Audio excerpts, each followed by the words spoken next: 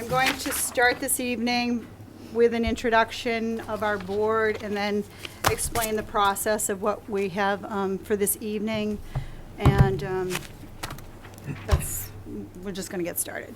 So tonight is Tuesday, March 8th, 2022. This is the Marshfield Zoning Board of Appeals. We are here in the Selectman's office, and this is a hybrid participation meeting. Tonight's meeting ID is 862-1304-7877, and the passcode is 027234. If you are dialing in, you must press *6 to be heard when it is your turn to do so, and that you will be prompted to do so at the appropriate time. I'd also like to read into the record how this hybrid works for this town. So every effort will be made to ensure that members of and the public can adequately access the proceedings to the best of our technical abilities. And despite our best efforts, this meeting may be viewed as a video recording on Marshfield Community Television website, marshfieldtv.org.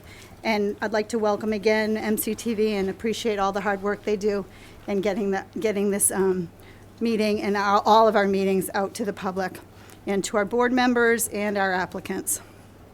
So tonight we have a transcript or other comprehensive record of the meeting will be available as soon as possible after the meeting. Please note that while an option for remote attendance and or participation is being provided as a courtesy to the public, the meeting/hearing will not be suspended or terminated if technological problems interrupt the virtual broadcast unless required by law, and I hope that does not happen. So, if you're participating remotely, you must have microphone. I think I'm hungry for microwave popcorn. dinner. Yeah, microphone, or you will not be able to speak. You must have a camera if you want to see the video. Okay. So tonight, all our members are here in front of you. We do not have any members that are Zooming in. However, I see, for example, I see Ed Pecci. Can you hear my voice, Ed? Yes, Lynn, I can hear you. Thank you so much. Can you hear Larry's voice? Hello. Yes. Okay. And we are good to go? Okay. So I'd like the board and our other administrator and our building commissioner and town council to just introduce themselves. I don't believe we have updated signs in the front of us, but if you'd get started. Larry Keane. Christopher Belizos. Attorney Robert Galvin. Lynn Fiddler, Chair. Heidi Conway. Brian Murphy. Steve Feeney. Andrew Stewart, Building Commissioner. All righty. So this. AJ's not here. Yes, we have a new associate member to the board, and he is not here yet, but we do have a seat over there for him, and I look forward to seeing him in this hearing room for the first time, so this will be exciting.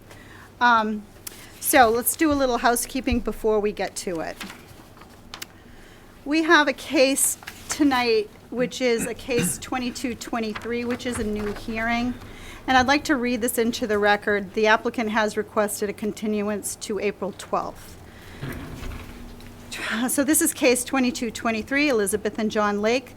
The petitioners are seeking a special permit in accordance with 305-10.12 of the Marshfield Municipal Code to replace the existing 10.3 foot by 7.5 foot shed with a 12 foot by 16 foot shed, which will improve the northerly setback and maintain the, it says rear setback on the property located at 69 Standish Street, which is further identified on the assessor's maps as being on parcel K1109-15 and is located in an R3 zoning district. So with the permission of the board, I would like to grant this continuance and move it to April 12th at a time certain of 6:30. Do I have a second? Second. Seconded by Heidi Conway. All those in favor? Larry Keane, aye. Chris Belizos, aye. Lynn Fiddler, aye. Heidi Conway, aye. Brian Murphy, aye. Steve Feeney, aye. Alrighty. So we have a vote of 6-0 for that continuance. I would like to remind the board that our full-time members are Larry, myself, Heidi, Brian Murphy, and Steve Feeney, excuse me, and Chris Belizos is our associate. So you have a full board at this time, a full member board. Okay. We also have a case which is a continued hearing to date certain, which is a case 22-11, which is Jay Robshaw and Siobhan Durkin of 5 Columbia Road. And I believe Nancy has been making an Yes, they attempt. requested to continue Okay, and what is their request? for, this one was two, I think, I think it says 322 on this. You emailed them on the 4th of March, no response, and it so says they're continued to the 22nd already. they are continued to the 22nd. Yes, the other one was for 5 Columbia Road. Oh, no, 2211 requested to continue to, April 12th also. It was- April 12th, your note says 322, so, Yeah, Everson Road was 322, already for 322. okay, so April what? Well, thank you. Okay, so we need to make a motion to continue that as well. So this is case 22-11, which is 5 Columbia Road. It has already been read into the record. I'd like to make a motion to continue that to April 12th at a time certain of 6:30. Do I have a second? Second. Second by Heidi Conway. All those in favor? Larry Keane, aye. Chris Belazos, aye. Lynn Fiddler, aye. Heidi Conway, aye. Brian Murphy, aye. Steve Feeney, aye. All right. Don't give it to him when he comes. Okay. Into record last time? Hmm? You read it into record last time? Okay. So currently, board members, on the date of the 22nd, which is our next hearing, we have 3 hearings so far on the record. And I believe they have, till tomorrow afternoon to get on that. Is that correct? For the 22nd? Yeah, if we have 3 right We now. can't take any new hearings for the 22nd. Okay. They have until next week. There's just another business type of thing. Okay, all right. So that date is not too bad. Then we have another date certain of April 12th, excuse me? Oh, where is he? Oh, JJ just came in. Hi, JJ. Oh. Nice to see you.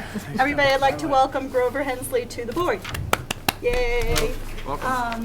The selectmen appointed him, and you have been sworn in. Yes, here we go. Excellent. So you have a lot to learn, but I welcome any questions, and Great. I'm sure the entire board would welcome any questions that you have. So Awesome. good luck. Thank you. And happy to have you with us. Thanks a lot. Okay.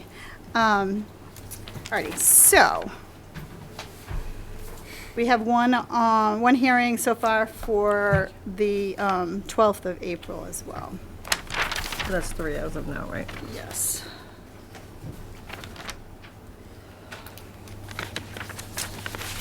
Okay, so other business this evening, in addition to that, is we have a request for 1-year extension on case 1929, which is Manuela and Edward Barrett of 205 Bay Avenue. And we talked about this last time, and we realized that there was a state of emergency, and then there was an extension, and we were trying to make sure that we had the correct date. So Nancy, did you, before we make a motion to, The dates on there have already been worked out for the Barretts. I do not have the date for 3 Preston Terrace. so the date would be to July 18th, 2023. July 18th, 2023. So would the board like to deliberate on this particular case for case 1929 for 205 Bay Avenue? Or are we inclined just to move right to a vote to allow the 1-year extension? I'm ready to vote. It was the COVID good. Are situation. we okay? Yeah. All right.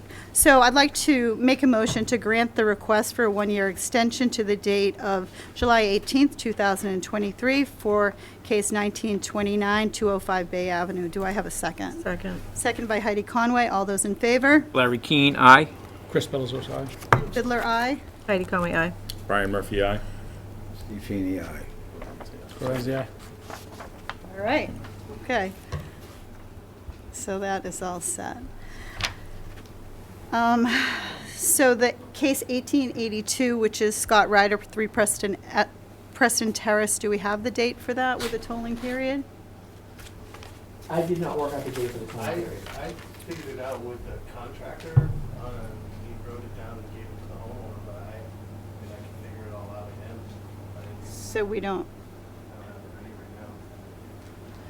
Do it So by I- the end of the meeting, yeah. Was that, I mean, We can the grant the tolling period is extension not and- Something that I feel, Bob can clarify, I don't. I'm in your way. The board has to like. You don't have to approve the tolling. It Oh, we don't have to. occurs automatically as a matter of law. so don't we have an end date to our, Yeah, you basically take what happened on March 10th and everything, whatever time they have left after June 15th of 2021 is added on. The period just doesn't run during that period of time. okay.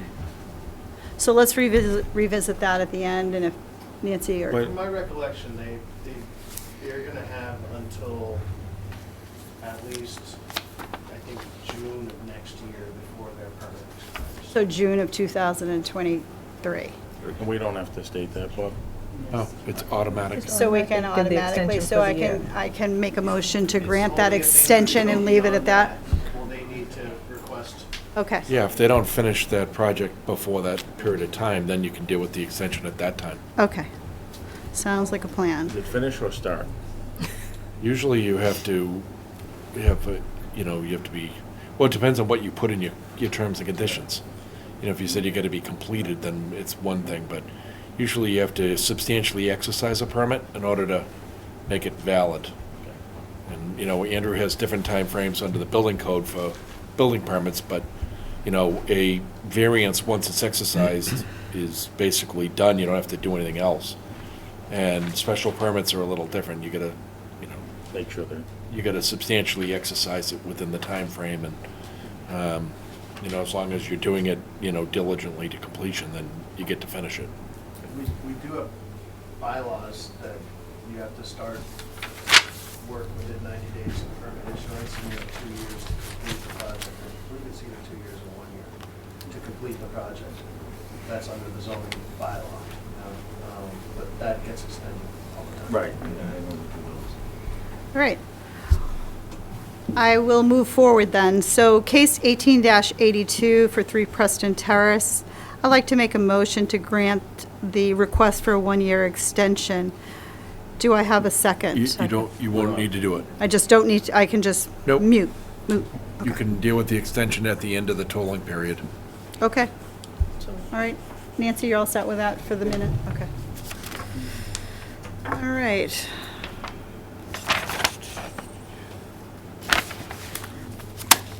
All right. So for this evening's hearings, we are going to welcome Marshfield Commerce Way LLC to start off this evening, and then we will stay according to our agenda.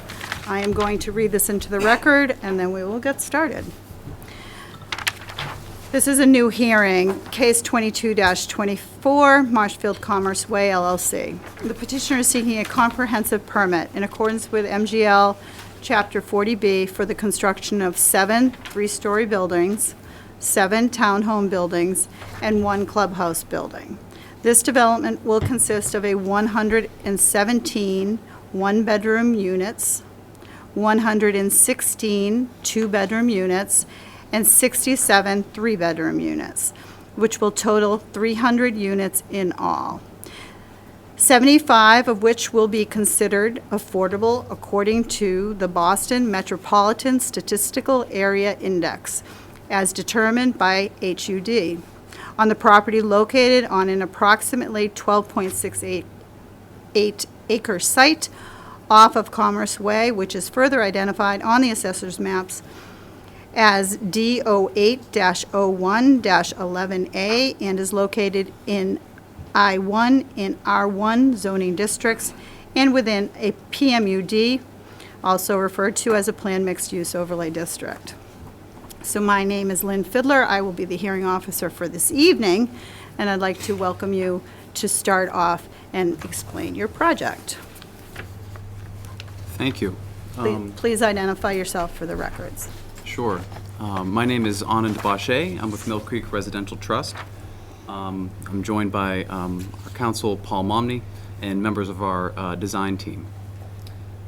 Thank you.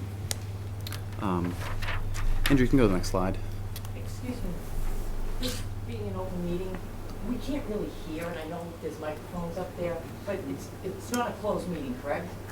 This is an open meeting, and you do have the ability, would you like to move up front so you can hear better? So let's, Difficulty when they were yes, introducing absolutely. who they Why don't were. you move up front, and I'll ask the applicant to speak up a little bit. I'm facing the Okay. wrong way. Yeah, well, you're facing the board. Yeah, which is the right We way. can't have your back Yeah. towards us. It course. would be nice to be on a swivel and you could just Something keep like doing that, your. yeah. I can't Oh, really absolutely, hear Kat. anybody, even in the Absolutely. introductions. Can you just identify yourself for the Sure. record? It's Catherine Gasper. All right, thank Sure. you. I will speak up. Yes. All right. So again, for the record, my name is Anand Bache with Mill Creek Residential.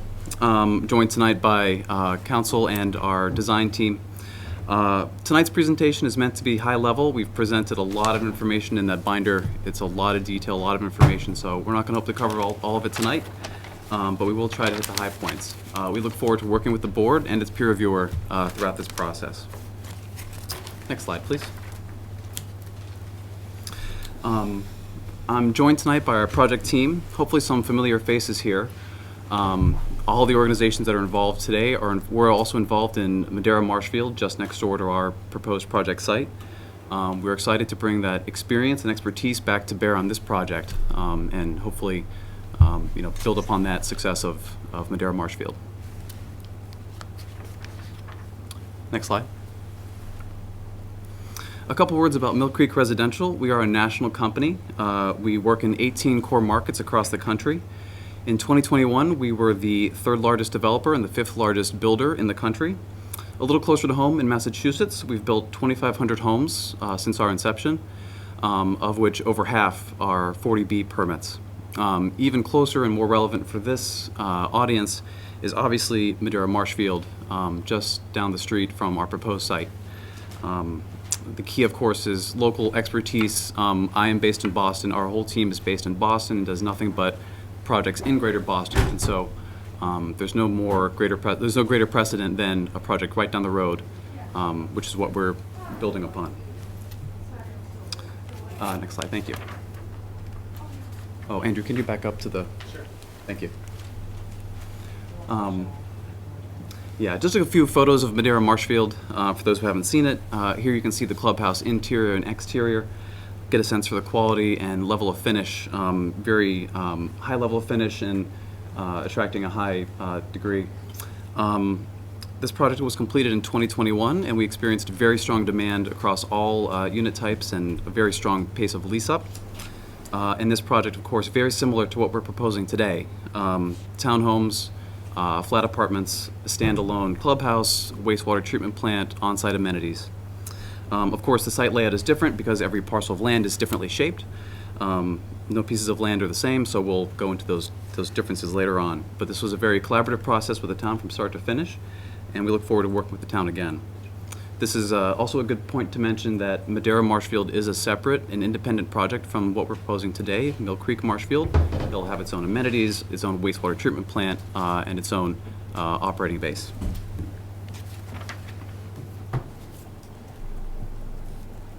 Can you back up one more, Andrew? Thank you. That's all right. And just quickly, on the left is a view of the interior of an apartment, just again to get a sense of the level of finish, open floor plans, high quality appliances, just to get a sense of the type of product we build and what we expect this project to look like.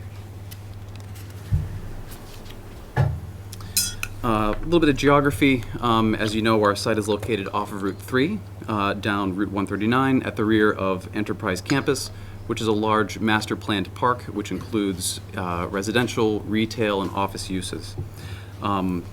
Really a great site for multifamily. It's near lots of infrastructure, proximate access to the highway, retail, grocery store.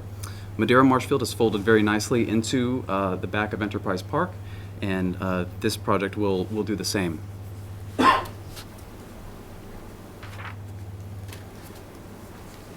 And just overviewing the site plan, as you enter the site from Commerce Way, The first thing you'll see is the clubhouse with its associated outdoor pool and amenity area.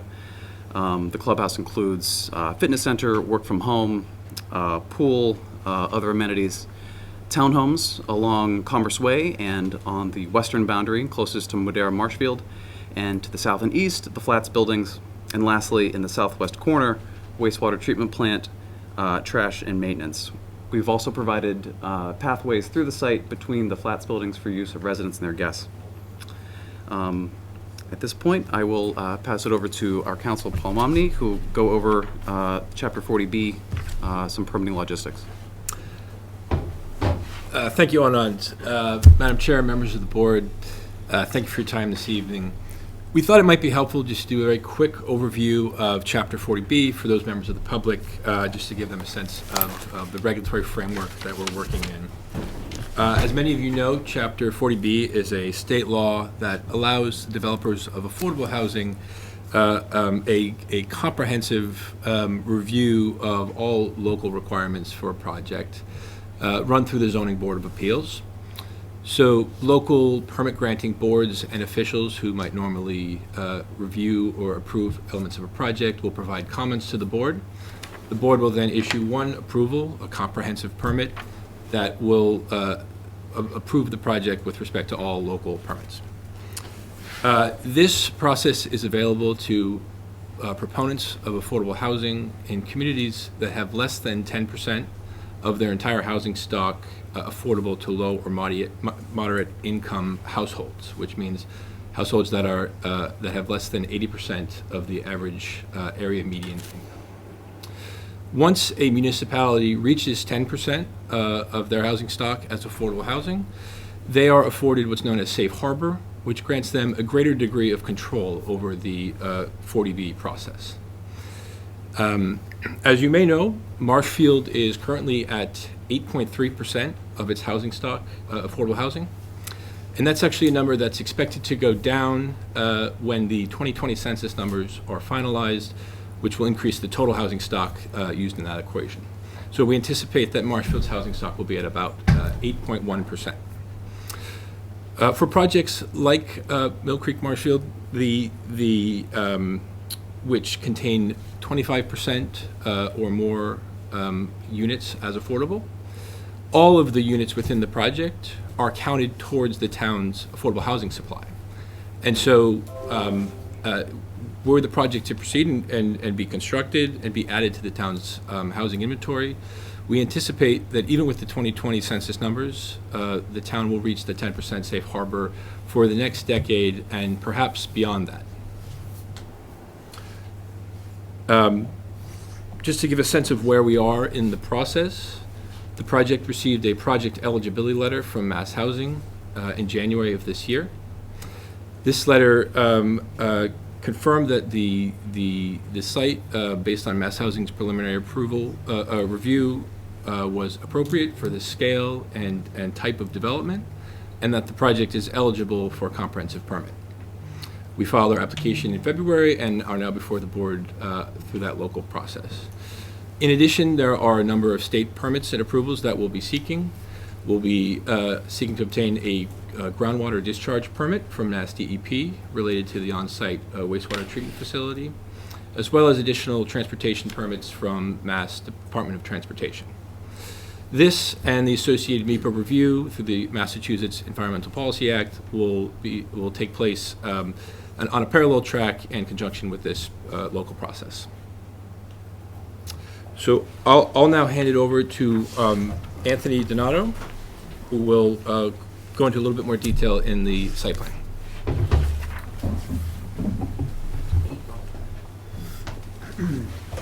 Good evening, members of the board. My name is Anthony Donato with Hancock Associates H.W. Moore. And just to give you a brief overview of the civil aspects of the project. Thank you. So, as was previously mentioned, the site's 12.7 acres, and it slopes from elevation of about 146 at Commerce Way to a height of about 198 at the south central portion of the site. Typical to the site, adjacent next door, there's very coarse sand and excessively draining soils on site. The site, the stormwater, will connect to the Enterprise Drive master drainage system. There's drainage structure, there's piping within Commerce Way that will be used to connect. Oh, okay, thank you. So. Doesn't work on our Doesn't work. So Good cool try. for about a second. So, as I mentioned, there's there's existing stormwater system within Commerce Way that our site will connect to. We will be providing recharge, roof water recharge, infiltration to promote groundwater recharge, and there's also water and gas available within Commerce Way. So, just a general overview. If you have any questions. So, Mr. Donato, would you recommend to the board that this binder has everything that you need to present to this board in reference to the drainage and groundwater? Can you clarify the question? So The stormwater calculations in there? stormwater calculations are here, are you familiar with this binder?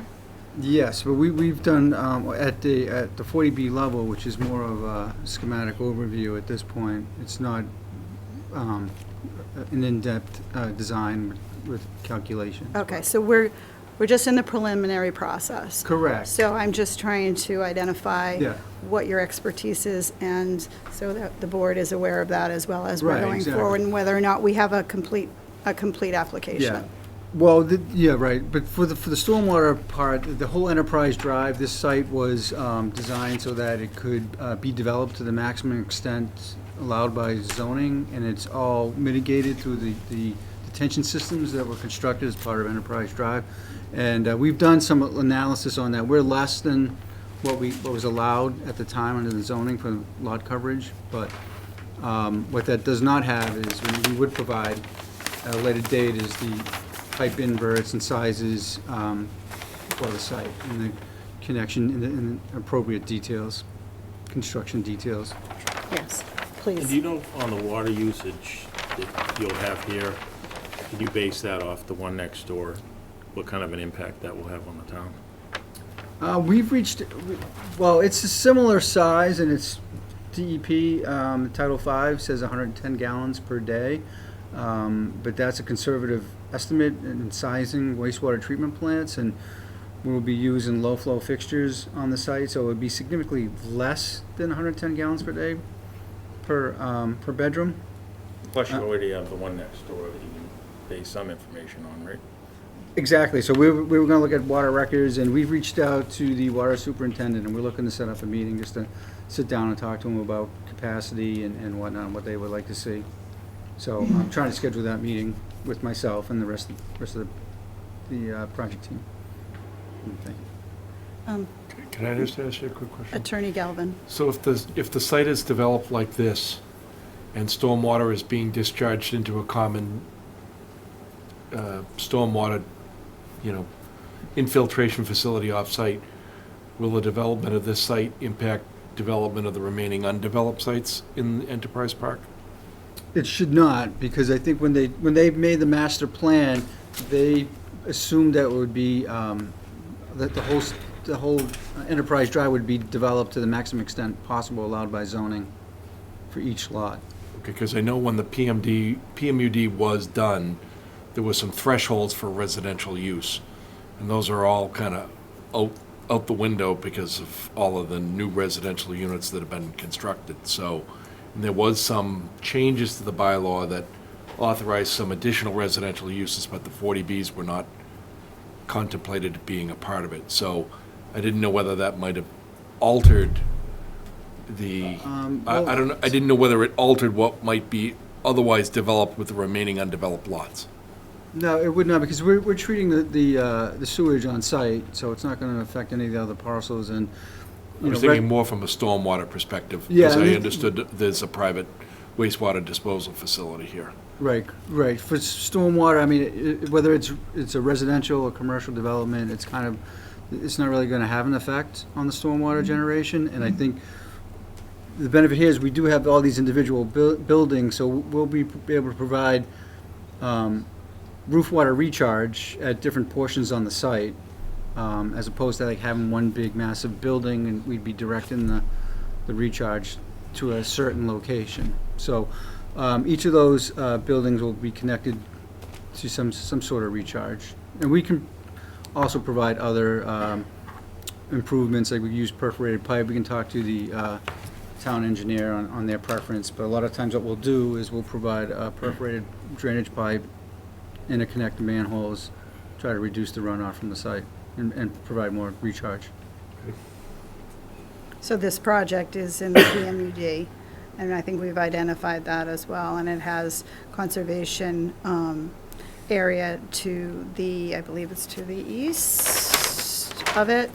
There's a slope going, I believe it's a 2-to-1 slope, so I'm just already seeing things that trigger my head. I'm sure the board members here also will have comments to make as well, as we go through.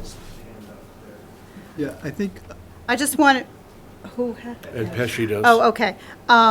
So before we finish off with what you have to say, I would like to offer the opportunity for Ed Pesci, who was the, as long as it's not my phone, the peer review for the other site. This is a totally different site from this board's perspective, but at this point, I would love to have his input. So, Ed, would you like to have some sort of an input in this discussion? I would, Yes. okay.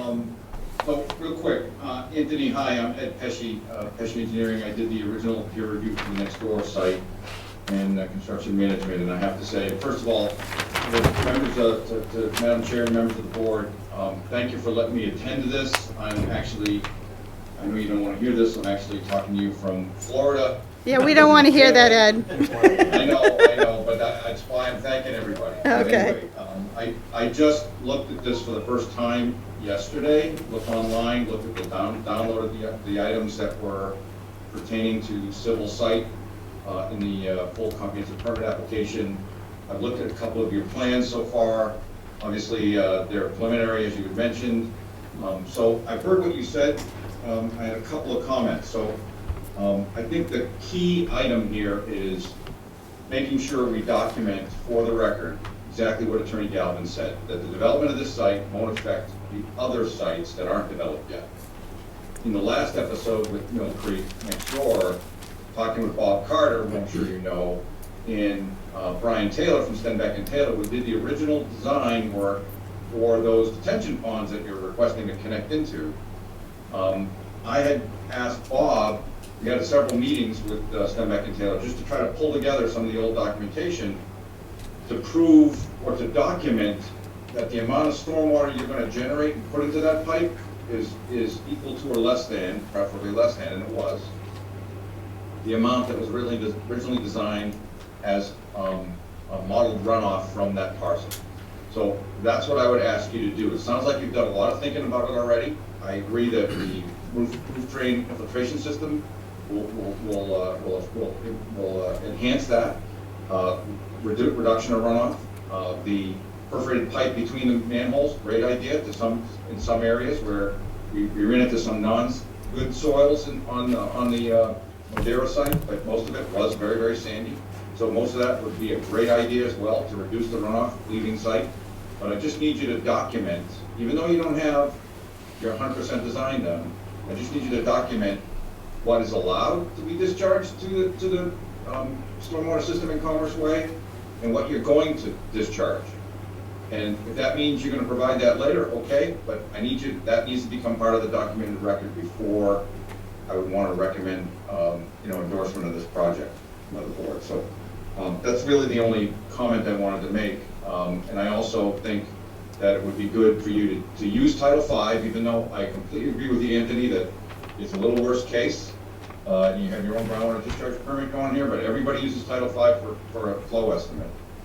You got a lot of bedrooms here. You got your own leaching system here.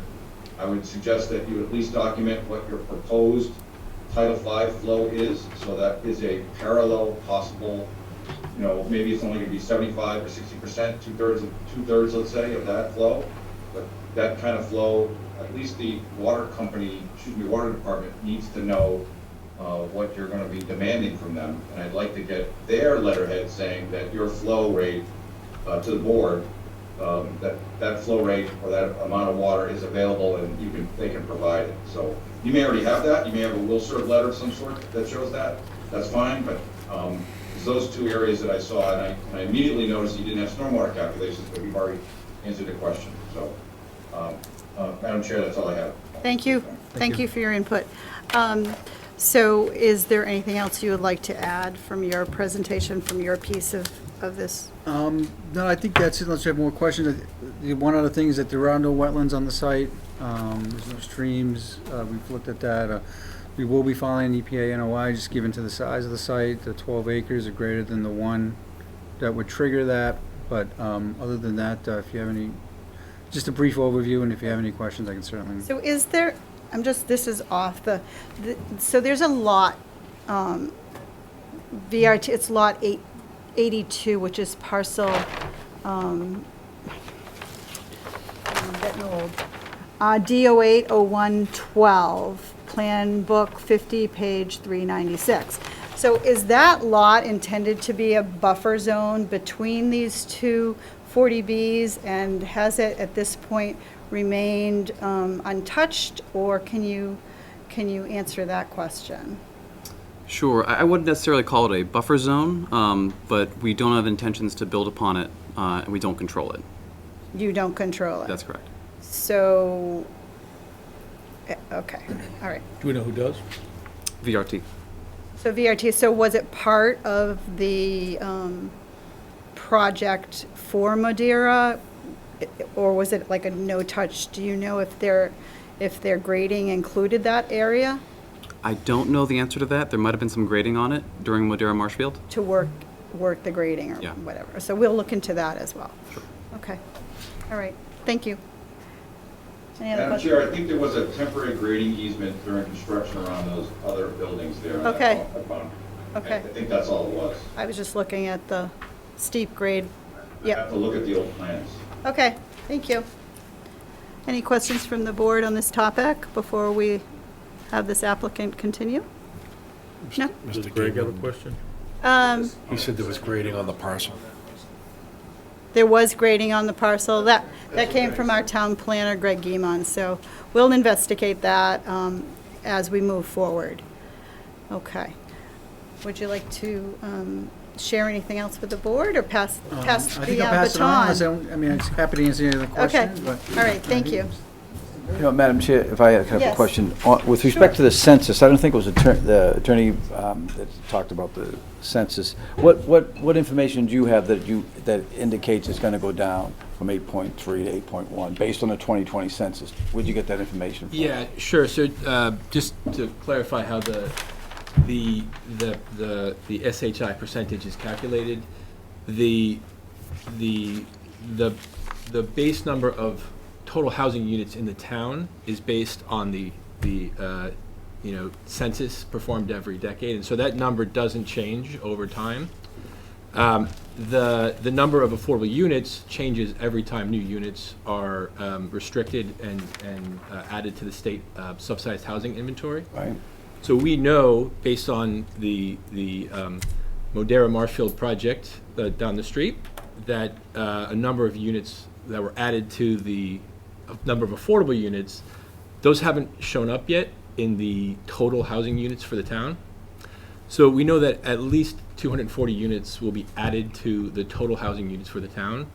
So because that denominator is expected to go up by some amount, that'll decrease the total percentage.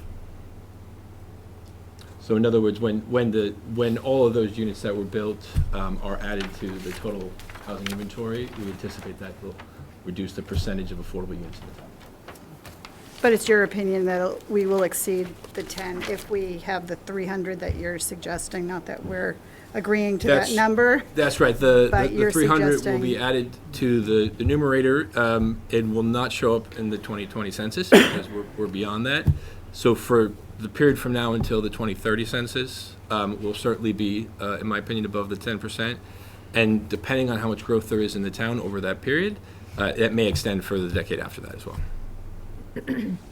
Lofty goals. Do you know exactly how many units would have to be over the 10%? I do not, no. The 2020 census numbers are going to dictate that. Yep. So we don't know that right now. Depending how accurate they are, right?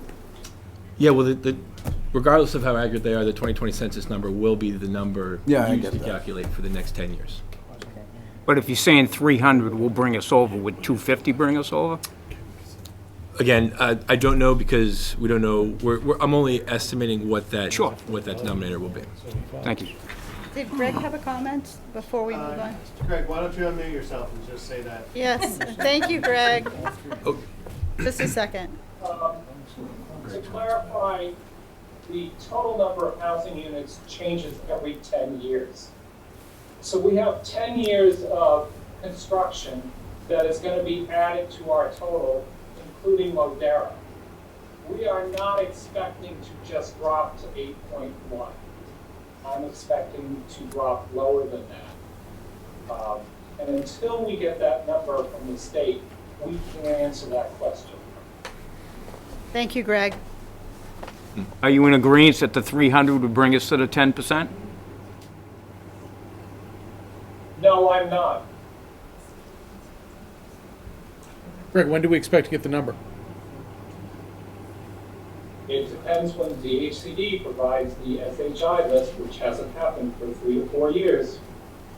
And once we get the final numbers from the US Census for the total housing, which I believe they use occupied housing. Really? Okay. Well, that's some information that we'll have to consider. Any other comments? No, only just to note that there was a temporary grading easement on that parcel between the two sites from Phase 1. I can Okay. confirm that. All right, thank you. Could I ask, not that you need it right now, but on the other project, I think we started at 270 and finished at 248. I could be wrong, but just wondering, is there any way to get the bed count like you have it here? Looks like total 550 beds from the original count at the 270 to what we went down to if it was 248. To get Yes. the bed count from the beginning to the end. What Yeah, we finished? definitely have the total bed counts that we share. All right, thank you. Are we passing the baton, or are we at a point where? Yes, I'd like to introduce. Yes, Well, thank you. I recognize the face, okay. Thank you. I'd like to introduce Jeff Dirk, who's our traffic consultant. So, good evening, Madam Chair, members of the board. For the record, my name is Jeffrey Dirk. I'm the managing partner with Vanessa and Associates, and we're the transportation consultants on the project. And as Anna had mentioned at the beginning, we were also the consultants for the Madera project and have completed some other work along the 139 corridor as well. I mentioned that with respect to experience, but also as we talk about the transportation analysis, of course, COVID has impacted traffic volumes. So in having a good database that takes us back to pre-COVID allows us to be able to kind of check in against some of the existing counts that we performed as a part of this assessment and then make whatever adjustments are necessary.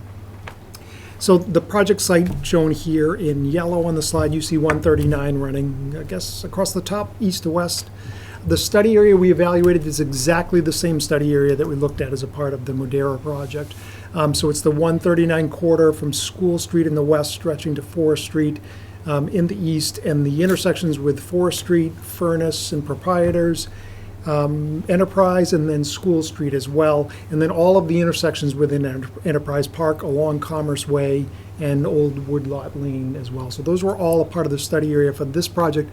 The same thing for the Madera project. So those of you who want to go back and look at Madera, you'll be able to look at this traffic study and compare the traffic volumes and see what's changed. And we've done that as a part of our assessment, but you can also do that comparative assessment if you want to see how things have changed with the Madera project and some of the other uses in the area. The traffic counts were all done in September of 2021. So that is during COVID. Schools were back in session. But what we did to do that adjustment, the COVID adjustment I had mentioned, is we had traffic counts that were done in 2019 at Enterprise Drive prior to COVID. Then we have our September 2021 traffic counts, and we compare those to see if there's a difference. The volumes were different by about 5%. So they were 5% lower in September of 2021 than if you had traffic counts in September of 2019. Mass DOT considers 2019 traffic volumes as existing. So if I have 2019 traffic counts, I can call those existing. So that will stay in place until the traffic volumes normalize. But we're always required to compare any traffic counts we do now to 2019 and see what the difference is, and then that allows us to apply adjustment factor. So the adjustment is, it's 5%. Traffic volumes in September of last year were 5% lower than they were in September of 2021. So that forms our adjustment factor. I think you can go to the next slide.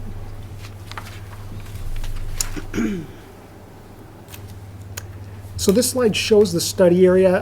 What I wanted to focus in on this is just really to mention that this is, as the board approved the Modera project, one of the things that the board focused on was pedestrian and bicycle connectivity to make sure this was walkable but also safe. As a part of the Modera project, what this is showing is where all the sidewalks are. So the sidewalks are shown in orange. Anywhere there's a crosswalk is shown in blue at the locations. And I point that out because we were required, or Modera was required, to fill in all the missing gaps in sidewalks, and then places where there were not crosswalks to install the crosswalks. So what you see on here is that's all been done along Commerce Way. None of those crosswalks were in place. Wheelchair ramps were constructed. So it's made it a walkable environment because, as you know, it was an industrial park that has since changed into something other than an industrial park. So the need for these pedestrian amenities was recognized by the board and was put in place. And now we're, of course, connecting to that. And I'll show you in the site plan when we get there how we've gone about doing that. You can go to the next slide. So this slide shows the traffic volumes that are associated or we expect will be associated with this project. So the larger number at the top, the far right-hand column is the total numbers. So the 1998 is the 24-hour two-way volume. So if you measured everything coming in and out of the project site over 24 hours, that's residents, it's visitors, it's UPS, FedEx, Amazon, everything that you might imagine would come into the site. That's the number that we expect you to arrive at.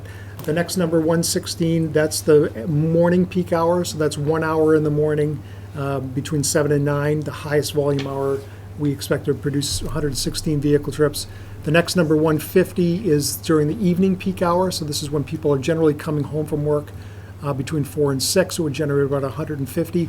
We also looked at Saturday conditions because we know if you, along Proprietors Drive, of course, we have the Roach Brothers supermarket. There's retail uses in the area, so we've looked at a Saturday condition as well.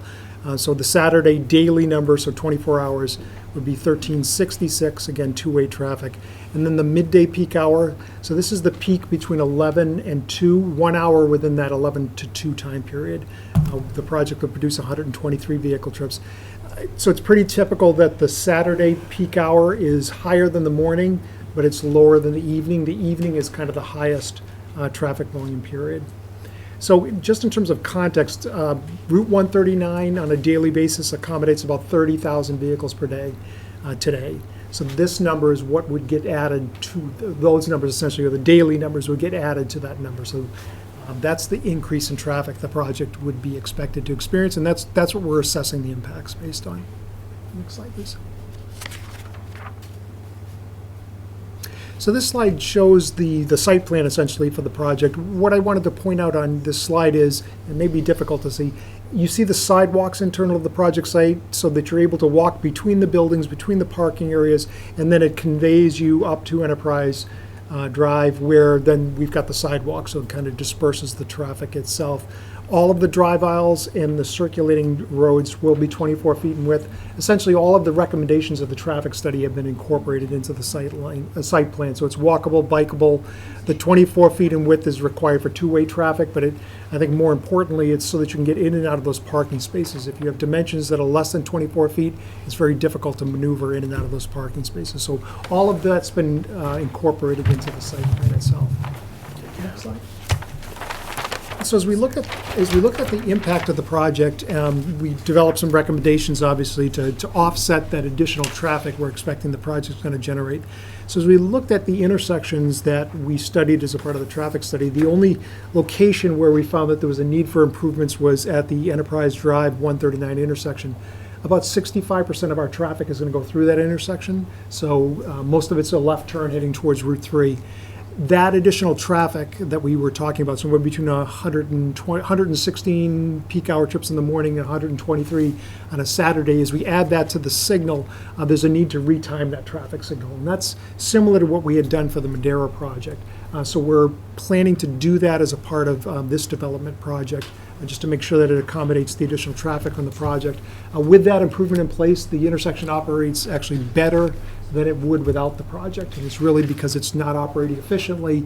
The retiming of the signal allows it to operate in a more efficient manner. So we'll be undertaking that as a part of the project. Can I interrupt you for a Yes. second? Because that particular location and the site and the traffic has been a topic of conversation in other projects on Yes. Enterprise, and I'm sure you're well aware of that. So I know that Greg Guimond is also very aware of that particular intersection. So Greg, do you have any other comments in regards to just making a change with the sequencing of the light? The sequencing of the light will help, but it will reduce the through traffic on 139, because it will have a longer green phase for the Enterprise Drive traffic exit. We've been pushing for a while for a left-hand turning lane, an additional left-hand turning lane, so you could get the same amount of traffic out without having to change the signal. I wasn't ready to discuss that yet. I know, we're here, so we're just adding to the list. Attorney Galvin, do you have something you'd like to add? Greg, the other issue is the town has been studying, along with the developer of the cannabis facility, a new light down by School Street. And I don't know whether that, I haven't looked at Mr. Dirk's report, but I know that's another thing that's in the works, I think, already down there. I'm not sure whether that showed up in your... It actually is. We mentioned the board's approval of that project, the conditions that were placed upon it. We've analyzed that intersection with and without the signal, so that the board, and Greg can see it both ways, with the signal and without the signal. But in the report, we've referenced the board's approval and what the conditions were, and then the select board's approval and what the conditions were as they relate to that. Yeah, I mean, it's an extremely tough turn coming out of School Street, Correct. taking a left going towards the east, and... Has been for a while. Yeah, that's, yes. Can I ask, in your trips, do you include the Rockwood Road fields there? Well, I would say to the extent that they were generating traffic in September when we did the counts, they would be included in that.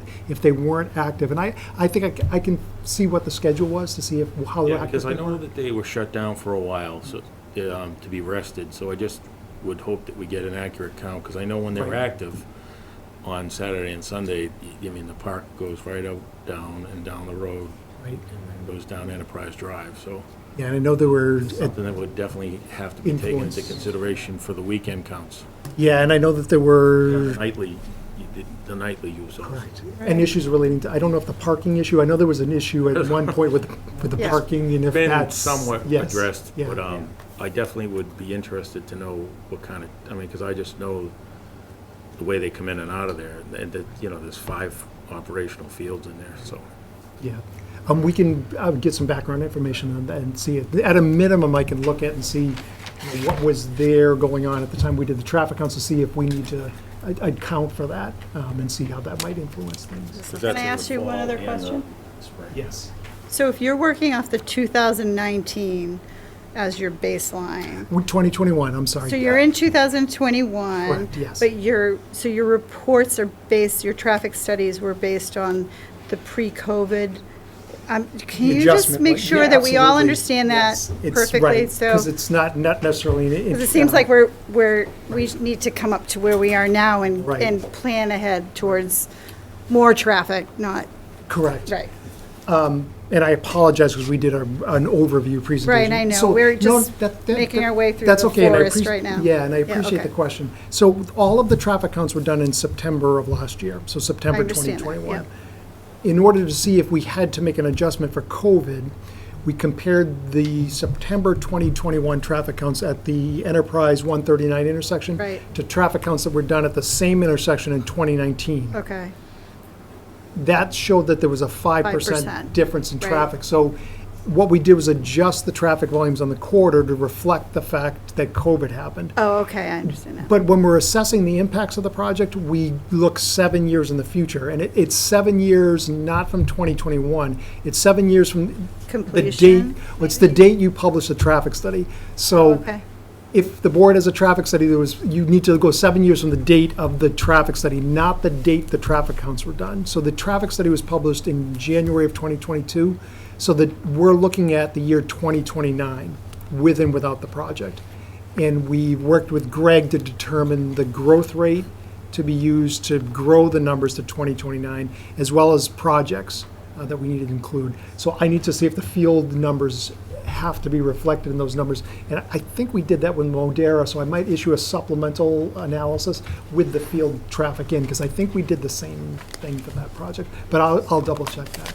So we are looking at 2029. okay, so board members, this is a lot of information. I It just is. want to, so we have peer review that will assist us in this process and be almost like an intermediary between the applicant and the board. So we're asking these questions, but I have no doubt in my mind that the peer review that is helping us in digesting all this information has already thought of the questions I've asked. It's just, and has, well, okay. I just want you all to be aware, because we have some new members to the board, okay? Did somebody have their? It does. Ed, something else to add? Yes, I just wanted to ask, Jeff, I know that you certainly know this corridor pretty well, and your experience with the last project transfers well to this project too.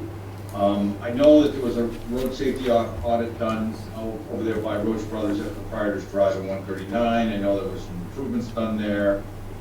I'm just trying to remember, and again, I wasn't, only started looking at this project very quickly yesterday, not read your report at all yet. And what went through my mind when you were talking was, wasn't there a signal optimization effort done at that intersection of Proprietors Drive and 139, and when you do that, didn't something happen at already Enterprise Drive? Apparently it didn't, because you're recommending it again, so I'm recommending it now. Do you remember? It did. So the road safety audit was conducted as a part of Modera at the Proprietors Drive intersection that had several recommendations. Modera implemented what's known as the short-term recommendations there. So it's signs, pavement markings, and retiming of that traffic signal. That's all been implemented. The same thing was done at Enterprise Drive with respect to the signal retiming. So what we found was that the improvements at Proprietor Drive adequately accommodate the traffic. There's no need to make any adjustments there. All of the movements are operating actually below capacity, so there's additional capacity there to accommodate the project. The same could not be said for the Enterprise Drive intersection. And it's really because, again, we're adding 65% of our traffic is going to that intersection. Left turn movements are the most difficult ones to be made, and so there's not enough time there to be able to accommodate the additional demand. So that's why the timing changes were needed at that intersection. So it was effective for Modera, but needs to be reassessed for this project, just given that the majority of the traffic will go through that intersection. Okay. That's what I remembered, that it was done there too, so I thought I wasn't losing my mind there. That's exactly right. Okay, so the proposed project volume, and like you said, the 61% heading there will require or demand that be done, or recommend, in your opinion, that be done for this project. Okay, got it. Thank you. I guess I would ask, so the Proprietors Drive, obviously we have the children crossing there. Yes. That's very important. But I remember you had described the light, that's no turn on red, and you said that was one of not that many in the state. So are we still safe with the children on that? It's actually, so before it was a high crash location, and that's why the road safety always on. It's no longer.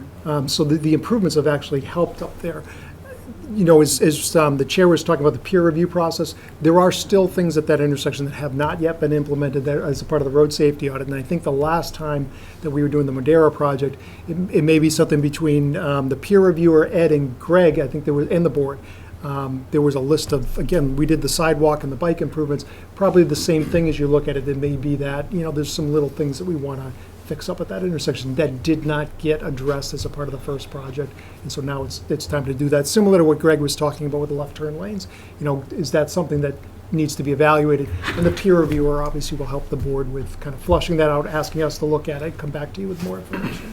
I just see it's coming closer this way, so coming back towards proprietors. But definitely, you know, you worry about those children. Correct, absolutely, yes. Jeff, it looks like about a just under 7% bump in traffic on 139. Right. So the through traffic, the folks moving south on 139, what's it going to cost them in time with this additional traffic? Have you made any estimates of that? It doesn't, so from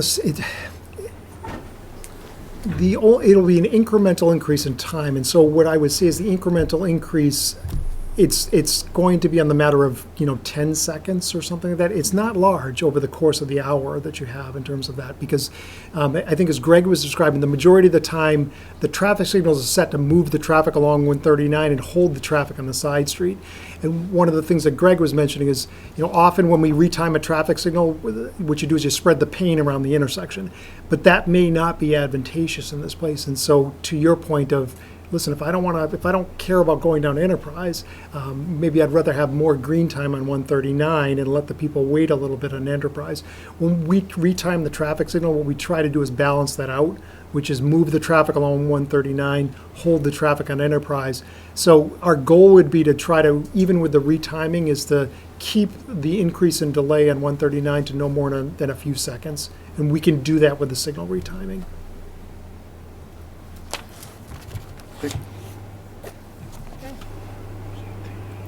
Any other questions? Thank you very much. So I'd like to remind you that the public will have a lot to say on this topic. Absolutely, yes. You And have they some did work last to time. do. Okay, And all look right. forward, it makes a better project at Yes. the end. Jeff, there's one Okay. more. Oh, I'm sorry. Oh, sorry. One more slide. So we're currently at an hour in Yes, on I'm this good. presentation, so I'd Um, like to get to a point where yeah. we can wrap up and get to our We have a rest of our- transportation, I'm sorry, Madam Chair. No, that's fine. Go ahead. We have a transportation demand management program as well. You saw in the initial slide the sail bus route that's down the road. So we want to make sure the residents know what's available. You have sidewalks, you can walk to Roach Brothers. So if you don't need to use a car, we just want to make them aware of where all these things are, and you can walk and bike. Okay, I appreciate you. it. Thank you. Thank you. I'd like to introduce Andrew Stebbins, our project architect, who will go over the architecture for the project. Okay, thank you. Going on?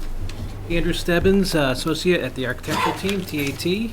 Just a few words about the project. As I mentioned previously, it's largely based on Madera Marshfield, which is just down the street. So we're looking at the flats buildings here. This proposed project, all the flats buildings are all 3 stories. There are 4 of the buildings that do have a walkout basement, which is a little different than the Madera project.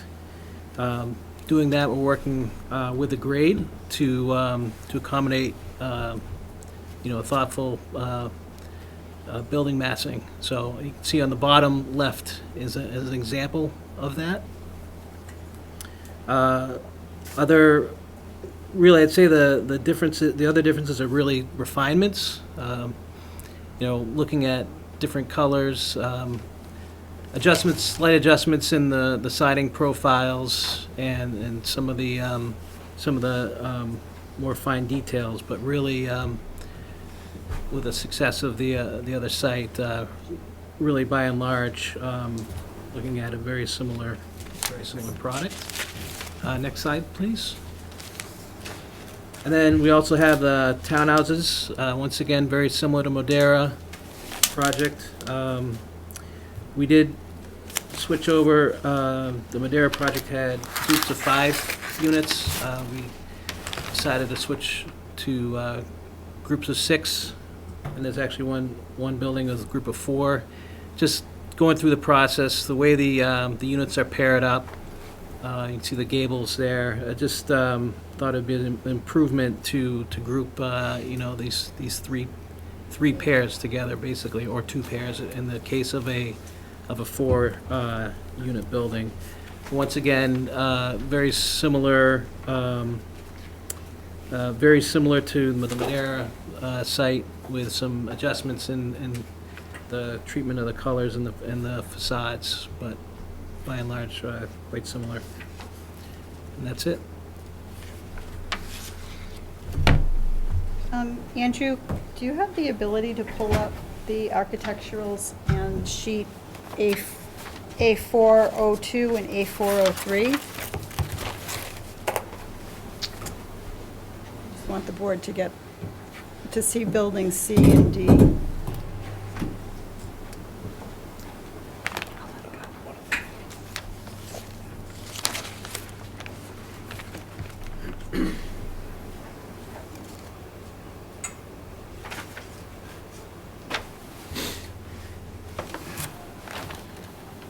Okay, there's an example of,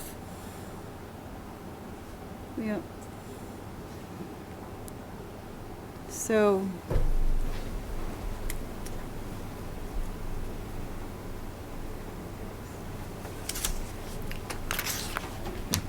for this building, for example, an architectural peer review might be something that this board may be, it may be a suggested thing that we'll have a talk in, because this building is something that I think could use a little tweaking. Would the board be in favor of having an architectural peer review of this particular project? Yes. Yes? Sure. Yeah, I think we need all the help we can Yes. get. Yes. So we will work towards that as well. I know you've done a lot of work, but we're Very going to good. get another impression as well. Yeah, Would and you like to make 2D a elevations comment? are always tough. I mean, Exactly. And you're reacting to something that's not Exactly. rendered with There's no no true- shadows and no colors. Exactly, yeah. So, look forward to providing sure. additional exhibits to help you understand how the Okay. project will feel. Well, on the last project, it was the building mass that, we ended up reducing in the end somewhat. So I think that, again, I want to make sure we get a look at I it. think we reduced the height on Yeah. some of the Yeah, buildings. so they're asking for 45 as the waiver height, and Mike, correct me if I'm wrong. Correct. But, so we'll be working on that as well, and our peer review can hopefully provide some suggestions to the board, and we'll work through it as we go. Okay? Sure. Thank you. Ed, do you have another One of the comment? groups that we use is our Davis Square architects, Cliff Bowmer. You probably have seen him around. He's doing a lot of reviews of these, so. Yes. Okay. Yes, Madam Chair, what I was going to say was, the board benefited from a architectural rendering, a 3D rendering from a view from the street. During the Madeira project, there was some concern about how high the project was in one particular part of the site. Right, I remember, yep. That helped a lot. The board see what the streetscape looked like. And so I would ask that you consider that possibly for this, since there's, on the proposed grading, 20 feet of difference from one side of the site to the other. Right. And while there aren't any residential abutters other than Madeira to the site. Currently, yeah. Is something you'd like to see. Yep. Okay. Anything else? Anything else, Andrew? Nothing else, no? Yeah. Okay. I appreciate your time. Sure. That's a lot of work, I'm sure. Yeah. Yes. We have one more presenter, last but not least, Ben LaFrance with landscaping. Okay.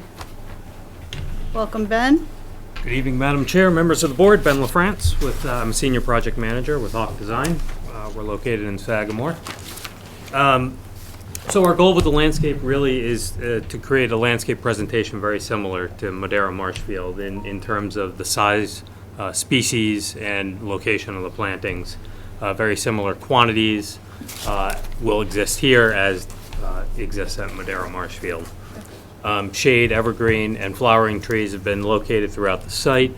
To create shade throughout the site, reducing the heat island effect that we have radiating from the pavement and the buildings, create some pedestrian scale, and then also buffer some of the heights of the buildings As you just stated, some of the buildings, it will really kind of take that size down and really soften the facades there. We've located shade and evergreen trees along Commerce Drive, creating the separation and screening of the backs of the townhouses located along there, very similar to the presentation at Modera Marshfield. We were able to retain some trees there. Here we're supplementing with some shade trees and evergreen trees along there to create that. As Mr. Dirk mentioned, we've got sidewalks throughout the property, interconnecting buildings, interconnecting parking areas, and also accessing our resident amenity space. In terms of resident amenities, as was mentioned earlier, same groupings of amenities as exist at Modera Marshfield, the resident grilling patio, pool and pool terrace, tot lot, and dog run. I want to keep it short and brief. I could certainly answer any questions, but we're excited to be part of this project. Thank you. Anything for kids in there? There is a tot lot. Tot lot? Yep, his hand is on the tot lot right there, right next to the pool, so it's very convenient access back and forth to the pool area. Thank you. Thank you. Thank you. That was all we had for our presentation, so happy to take any questions. Questions? Can I ask a question? Sure, please. Can you just explain to the board what happens with daily rubbish and rubbish pickup in a project like this? Yes, we haven't worked out all the details yet. We do have a trash area at the southwest. Each townhome will have its own trash can, like any residence. And there'll be a trash room in each flats building for residents of those buildings. That'll be emptied once or twice a week by the operations team. In the collection of the trash, is that going to be by a private company, or who's going to do that? Private trash. And there's currently not so when will you have an actual address for this property? So Right now it's identified, and then that was another thing, we started as we were going, we were referring to building as ABC, and it was, it got a little bit overwhelming, so I'd just like you to weigh in on that. yeah, we will get started. We can get started on that as a matter of priority to put numbers and street names to the development, so we can have a little easier than just letters and numbers. Absolutely. Right, because as we're going through the process, the board, it would be great if we had actual reference points that when we're discussing something that we can, Addresses are always easier than you understand? Okay. alphanumerics. Yes, Okay. 100%. So just to go back to the trash, the only dumpsters on site would be in the southwest corner there? That's correct. And how many do you anticipate? I don't think we have a number on that yet. But we would base it on our experience, next door at Modera Marshfield and other projects that look very similar. 300 units, is there an industry standard per unit per dumpster? There probably is. We look at our past experience. It's something we haven't dug into yet. It's part of our design process. Is how many dumpsters, how often do they get emptied? We just haven't gotten there yet. I just would like to kind of wrap this up, but, so you went through the process, you have your project eligibility letter, and prior to that, the municipality of Marshfield worked on that, and I'd like to reference the board to the letter of January 25th, 2022 from Mass Housing, which is in the binder as item A. So this binder is available to the board. We don't have one for everybody, but I think that this kind of gets us up to speed of where the town was heading in their thoughts, and I think that's an important part of this. There's been a lot of work up to this point, so I just wanted to recognize that to the board. So this actual binder is identified as Mill Creek, People, Places, Relationships, Mill Creek, Marshfield, Commerce Way. And it is not dated, but there is a attachments A through T. And it has a cover letter, application for the hearing, and the comprehensive permit application form. So this will be available to the public and to the board, and Nancy will have at least one in our office going forward. And you'll have one as well? It's on the website. And it's on the website. So there's a lot of work in this, all right? So we have our hands. So So let's get to, can I wrap up? You're all set? We're all set, Okay, thank you. so, board members, I'd like to identify the important things that we need to go forward. So, we already talked about an architectural peer review. The board is in favor of that.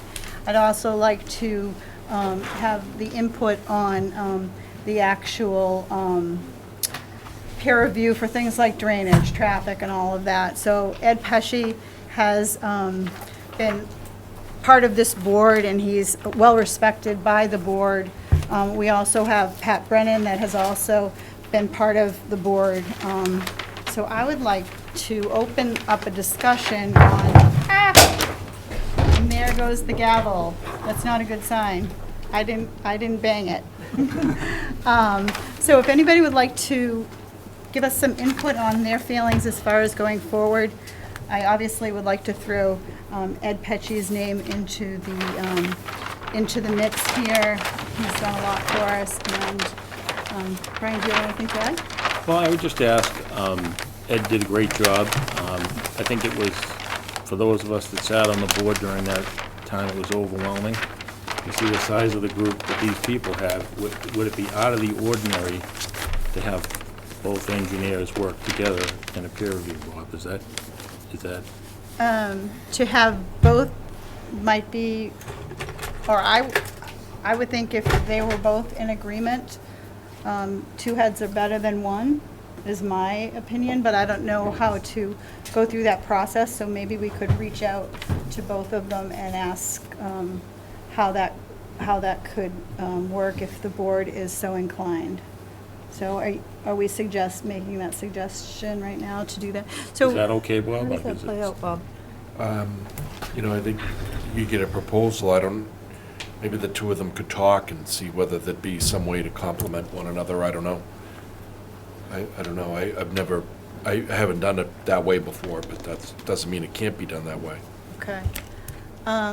So I know Ed is here this evening. I won't ask Ed to go on the record right now unless he feels like he would like to. But, so we'll revisit this. Why don't you let us have some off-the-record discussions? Yes, I think we'll revisit that. So if the board is okay right now, I think we would like to make a motion to continue this hearing, and it has been, we've all been trying to toss around. This room is obviously not big enough to accommodate what I anticipate will be a lot of public discussion.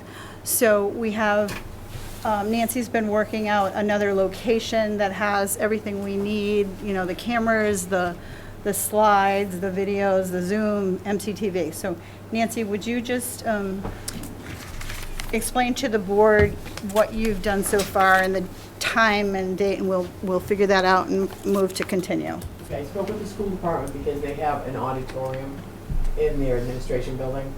So I have reserved that for September 20th, I'm sorry. I want to push you off this. Yeah, oh, that wouldn't be good. To March 29th. It's I believe it's 76 South River Street at 6:30. And that is handicap, ADA accessible, and has everything that we would need. I will confirm, but I believe Would that be the administration building? Yes. Okay. For what date? The 26th? 29th At 6:30. at 6:30. So board members and public, that will be a hearing just for this application. So there will be no other hearings that we bring up on that evening. We'll be able to concentrate on just Mill Creek. So we'll start off that hearing with probably more discussion and back and forth between the board and the applicant, and we'll probably have some sort of an agenda that we'll work toward, that will be presented and put on the website, so the public will be aware of it. Then we'll ask for comments and have comments from people, proponents of the project and opposition. And we're going to have to coordinate, obviously, with Zoom, and have, if we have 15 people raising their hand. So Andrew has offered his expertise, and he's going to be like the crossing guard.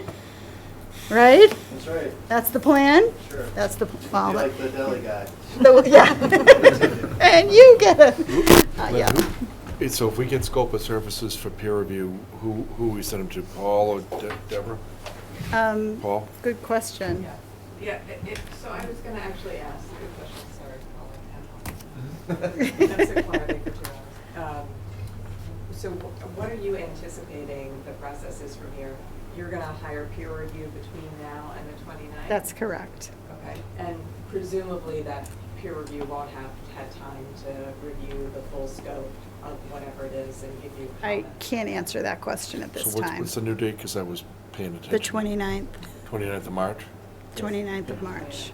Yeah, it's too soon. Yeah, I just, in fairness to that, I wish they would, but in fairness, I'm assuming they're not gonna be able to. So are you expecting us to come back to the board with anything else prepared to present? Are you gonna follow up with questions? So the normal process at this point is they've made a preliminary presentation, they've given us information to have evaluated. You've heard a kind of a very conceptual presentation of their plan. Really, the next step is peer review. And then once we have peer review reports, we would provide that to them and they would come back and you would hear from the peer reviewer and then their responses maybe at the next meeting. But, you know, honestly, that's 3 weeks from now. 45 to 60 days. Okay. Just being honest about it. So perhaps the next It's hearing. not gonna happen, it's not gonna happen, it's like, even if Ed started to work on this Right. tomorrow, From Florida. Yeah, I understand that. So perhaps the next hearing, if we have it as the intention being to let the public, we were able to ask a lot of questions tonight to make the next hearing about the public, identifying the major concerns that the public has. So my experience has been, and it's not to exclude the public at all, at any point, okay? But they're still just making their initial presentation, and now you're gonna evaluate it. And, you know, the public's gonna get a chance to weigh in, but what we're seeing now might not even be the end-all and be-all. Right.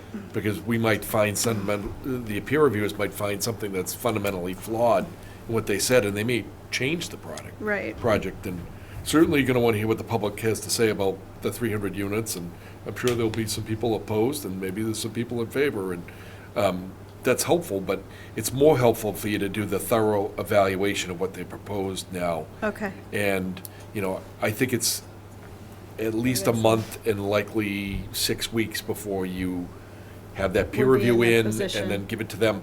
By the way, if you took 6 weeks and you got comments back in the next month, they'd probably have the ability to respond to some of that and maybe even make some changes Okay. if there were some obvious deficiencies. Okay. So I think you should pick a month out or 6 weeks out. Okay. And That's but good you also advice. have to be mindful that you have town meeting on April 26th or thereabouts, so that week is gonna be out. Okay. The 25th? So, in addition to that, at the previous 40Bs, we designated like a liaison type person from the board, or two people. Two people. So, I would like to have the board talk about that quickly, and then have that person, or those two people, geared up to work on this project, and be able to report back to the board. Is there anybody on this board that would like to, I would be happy to do it since I was on the board the last time we were doing it. Okay. And then, is there anybody else that you would like to? I was thinking maybe Chris might be a nice mix. Just because. An attorney. Well, I I mean, got two it's murder good to trials have in the next that. 60 days. I'm not gonna be around much. So Chris He's not- is he's not- you're defaulting. leaving? No, I'll be He's around. got two trials person- coming. Yes, so, well, why don't we start with you? Yeah, I'll be glad to work with you, but I'm not gonna be around much in the On a next capacity that, yeah. informal. So a lot of what you'll have to do might be after that next 60 days, because, Then I'll have some you know, there space. might be a need for like a working group. But it wouldn't be until after some peer review takes If we're into place. May, I'm much happier. So that would mean the waiver list and working back and forth and taking the whole, okay. So then, if it's okay with the board, I would like to take just a quick poll and make sure that everybody's in line with that.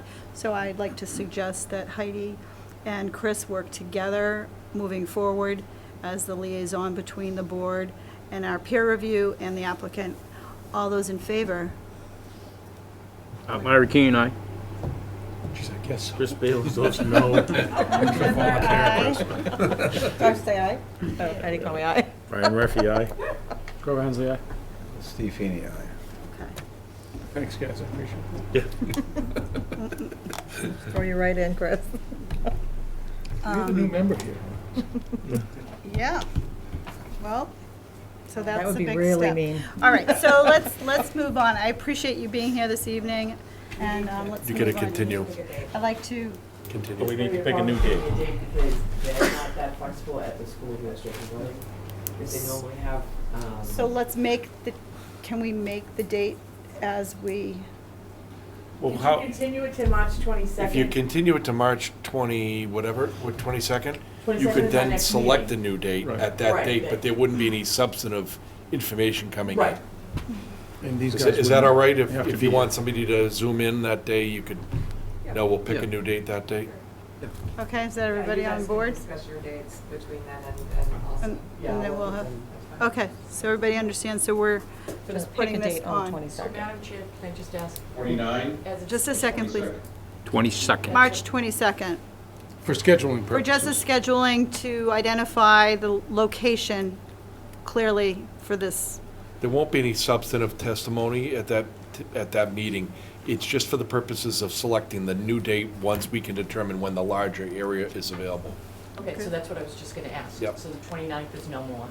The 22nd, you'll have a meeting to discuss it, and then. That's exactly right. It'll just be to pick a new date, that's Yes, it. Right, yes. that's, I just wanna clarify.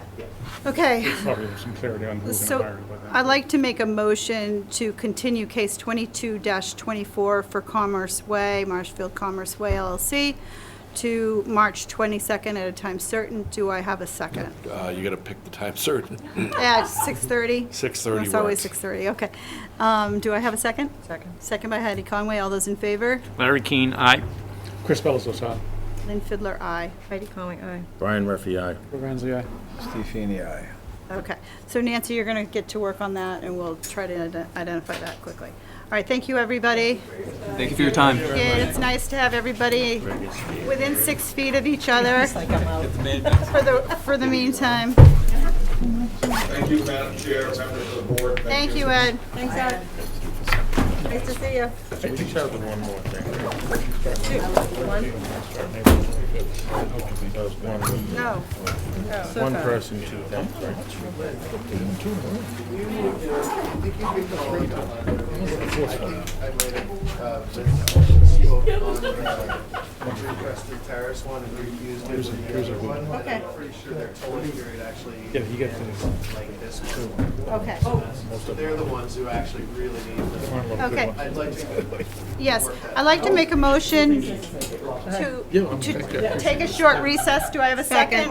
A recess of 10 minutes, which will bring us back at 8. Number one. Do I have a second? Second. All those in favor? Larry Keane, aye. Chris Bellis, aye. Lynn Fiddler, aye. Heidi Conway, aye. Grover Hensley, aye. What do we have to do? Steve? Aye. Brian, say aye.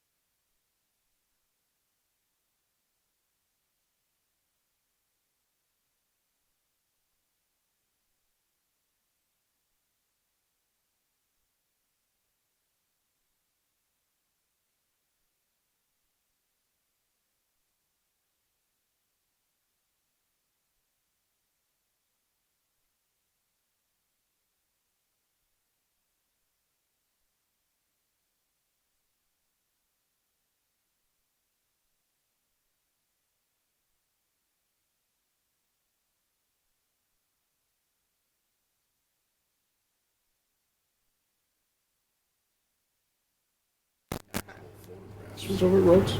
This was. Holy moly, excuse me. Holy That moly. would have been funny though. All right, folks, let's call this meeting back to order. Today is March 8th, 2022. The current time is 8:12. We had a short recess.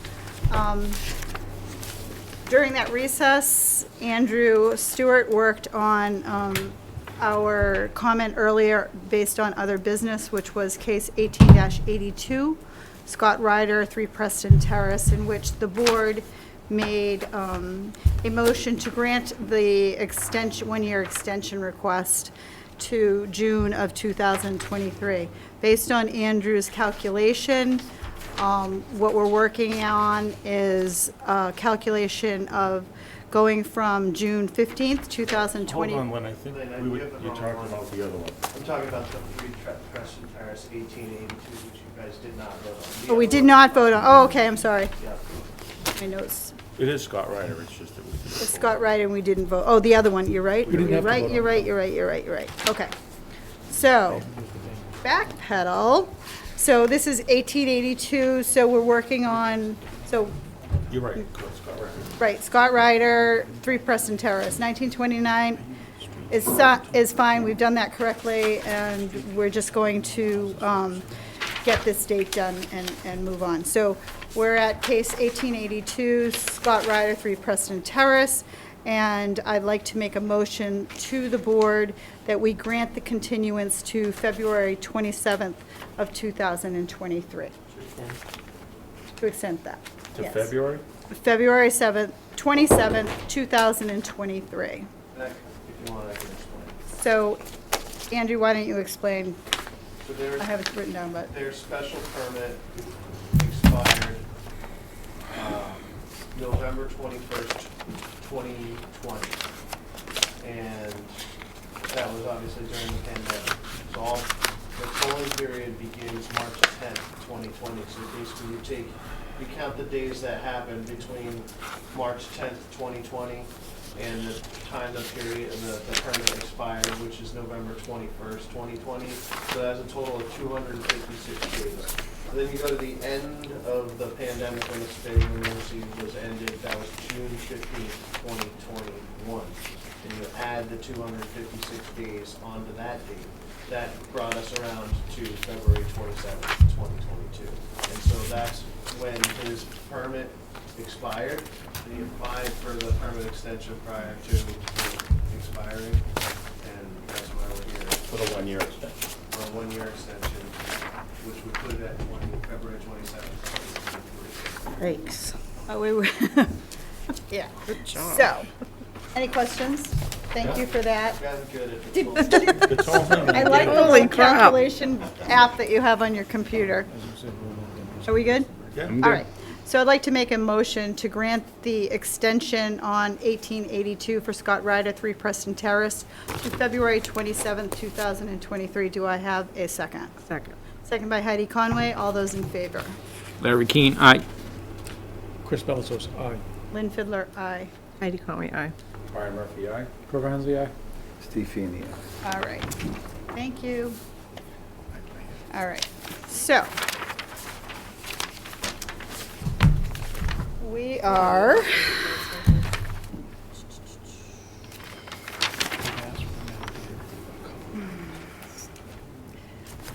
earlier in the evening, we made a motion to move case 22-23 to April 12th. That was granted. So I am going to read case 2208A into the record, and then we will get moving. So,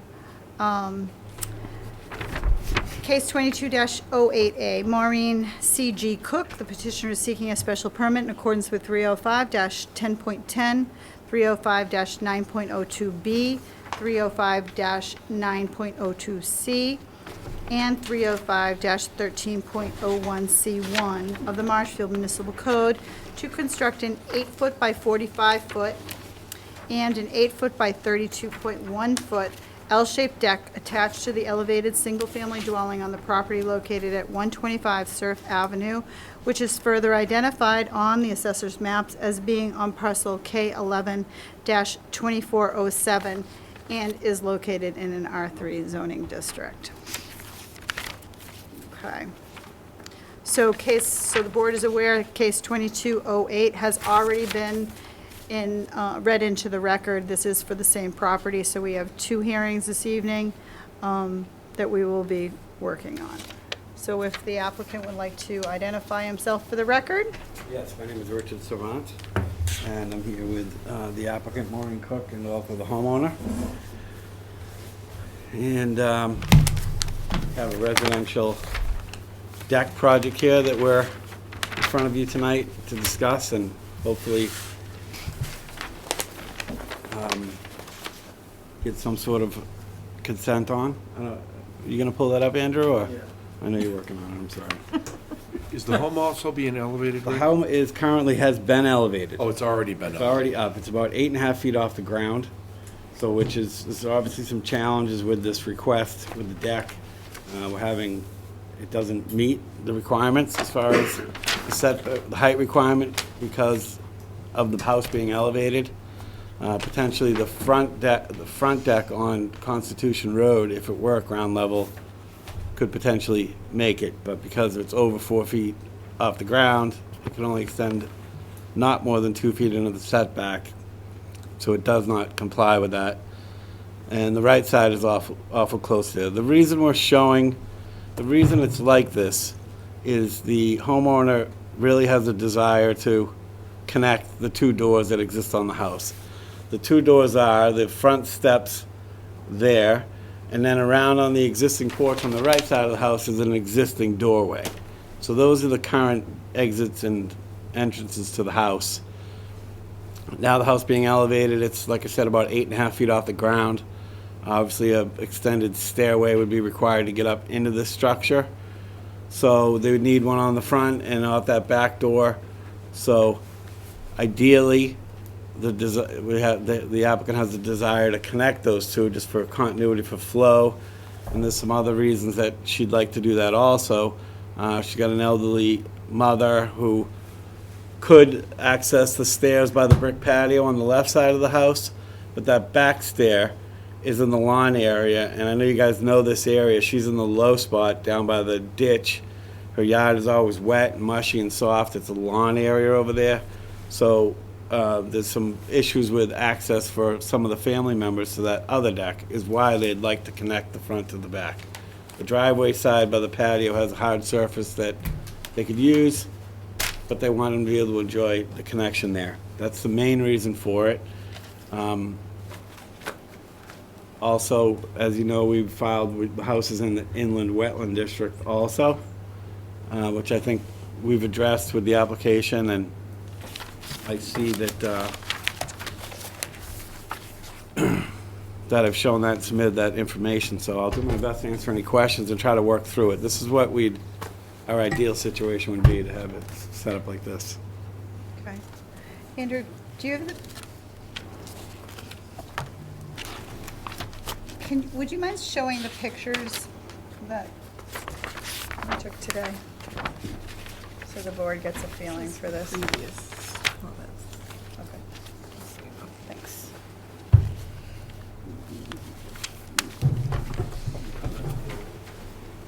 This is existing, now it's been raised, yep. That's in a butter. Is that the one on the road?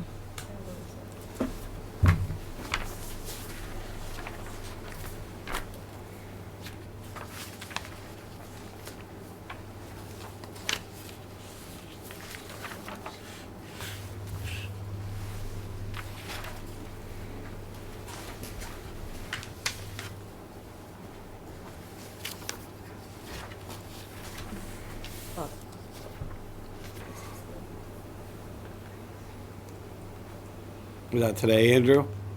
Yes. It looks like, when I was down there, I must have just missed you. It looks exactly what it looked like when I was there. So yeah,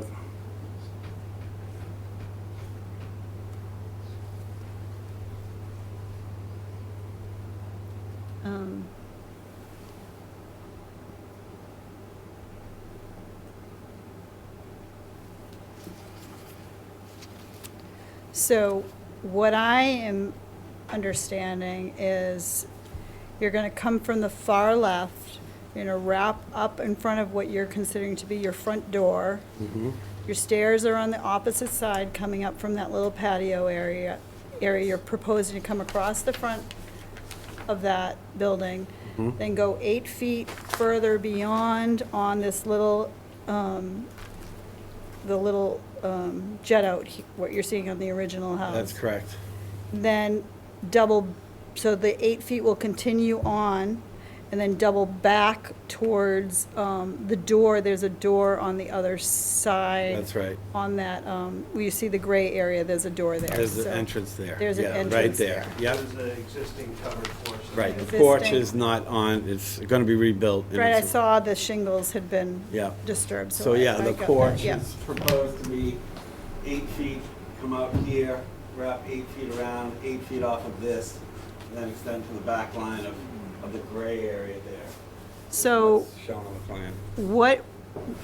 what could we do so that you're not approaching that setback?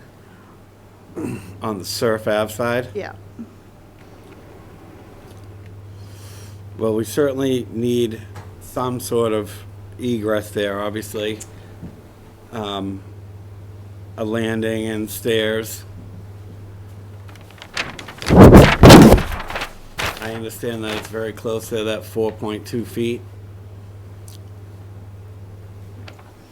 We could reduce the size of it to a slightly smaller, maybe a 6 foot. I think 4 would be as narrow as it could be, right, Andrew, building code wise, as far as like a walkway or something, 4 feet wide? Yeah, the 4 feet, so we need a minimum of 36-inch clear space between the railings and any wall. Right.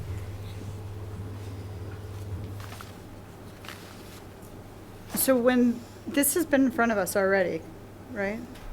Yes. For other things, yes. For other Files for things. 1301. So was this just not, I'm gonna bring up what was approved. thank you. Right. This is what was approved, right, 2 stairs.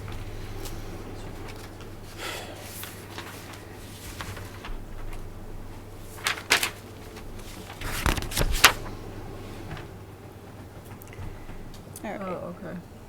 So we approved the staircase going up to that existing porch. And we approved a staircase going up to a landing.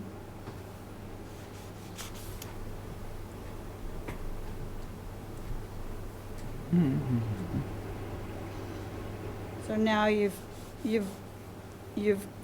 got a deck that's on pilings, Yes. less, at 4.2 feet from the street. Which is not ideal. Right. But I'd like the board to weigh in because it seems like I'm, Well, from reading, what I'm reading here from Bob is that the variance hasn't been applied for, correct? that's correct. So to do this, Well, where they were within this frontage Surf Avenue, right, Andrew? Yes.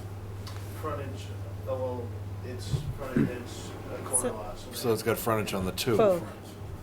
So it's 10 feet there? Pardon me? Is it 10 feet? 15. 15? Yeah. 15. 15. Yes. On Constitution. On both. on both. Surf and, yeah, 15 So you're foot. not even close. Yeah, So it's- you definitely need a variance on the Constitution Road side. You might have been already within on the Surf Avenue side. Question is, you're proposing to go to 4 feet away, and you're gonna be, how many feet in the air? 8.5 approximately. I mean, that's like right on top of the road. Yeah, I don't see that. Right. And you definitely need a variance on the Constitution Road side. And anything within 5 feet of a lot line has to be fire rated materials too, so it's another reason to kind of pull it back, you know, 5 feet. Without, What would it be to do 6 feet? What'd you say, 5 feet of the lot line on the Within roadside? 5 feet of a lot line, it triggers a whole Another. series of fire codes, yeah. Okay. But we're Was that almost original, the landing that went into the house, did that have a roof over it or anything, or was it just open? This. Yeah. It was just a landing. No. It wasn't, no, it wasn't. Bob, is it your thought that a variance is needed if there's anything more than the stairs that are originally approved? On the Constitution Road side, yes. Yeah.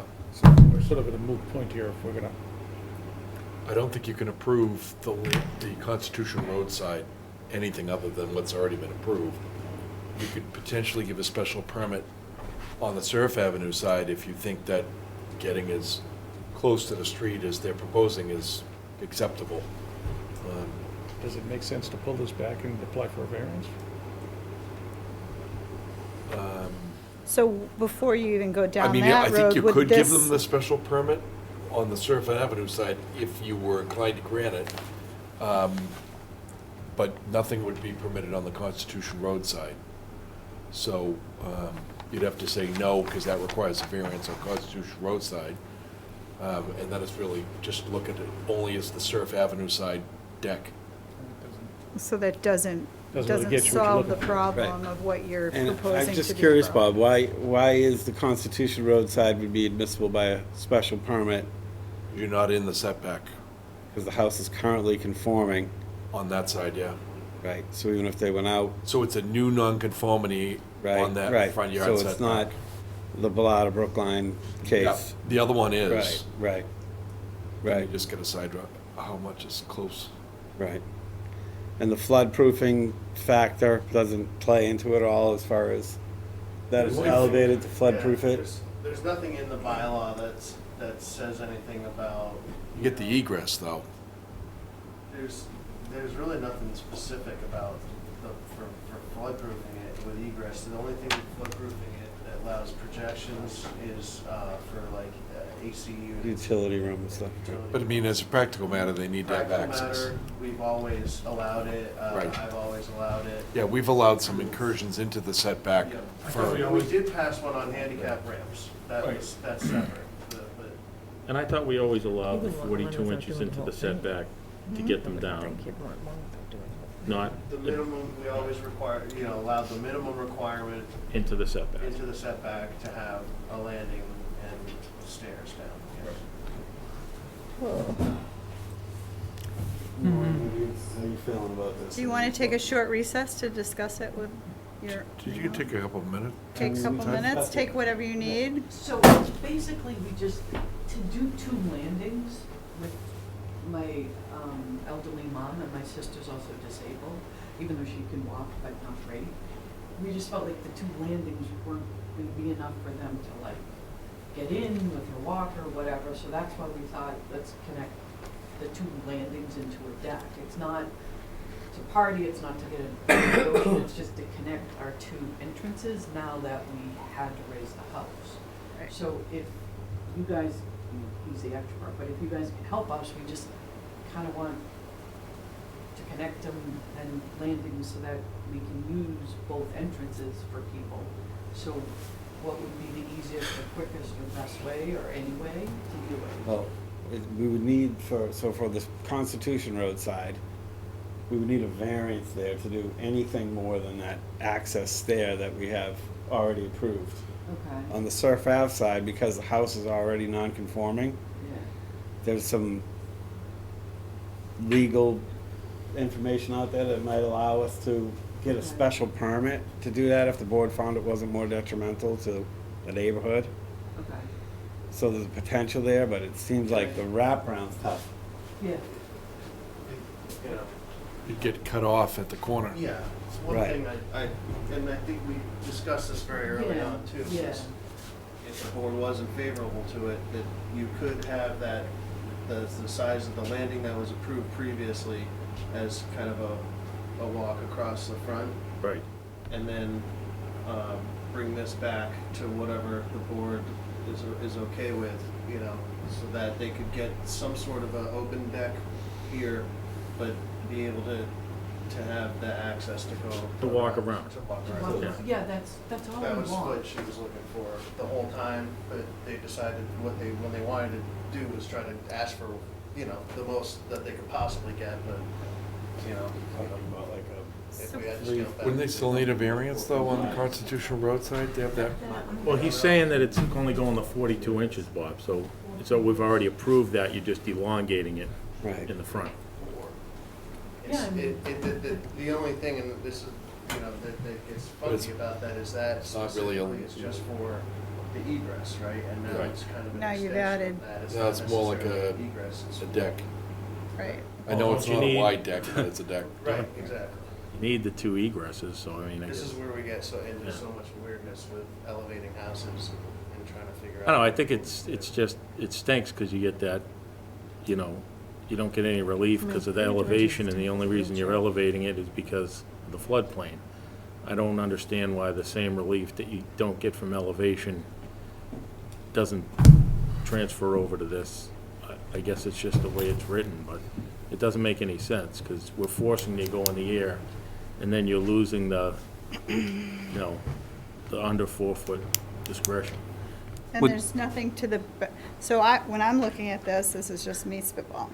When I'm looking at this, I'm asking the question, why couldn't, instead of that existing porch having that door indicated in blue there, why couldn't the deck be on the brick patio side and change the location of the door? You're looking I think at it's the me, you're front like door, overlaying the house is neighbors. to the You're right. opening then the house to a bedroom. Yeah. Okay, so I'm It's just, the layout of I didn't the know if you interior. like have totally demolished I the mean, inside. Right. I just didn't, Yep. We're down to the You know, studs, but we I'm still sure. have rooms, like You know where I'm bathrooms, saying, kitchens, yeah, whatever. yeah. So if we did anything, the back opens, if we did a door to the back, it would open to one bedroom, door over the patio is the other bedroom. okay. So we only can go there, which opens kitchen and living room. So we've kept the structure of the house. You've So that's kept why- the interior, okay. The other feeling is obviously, I you just- see where they're at.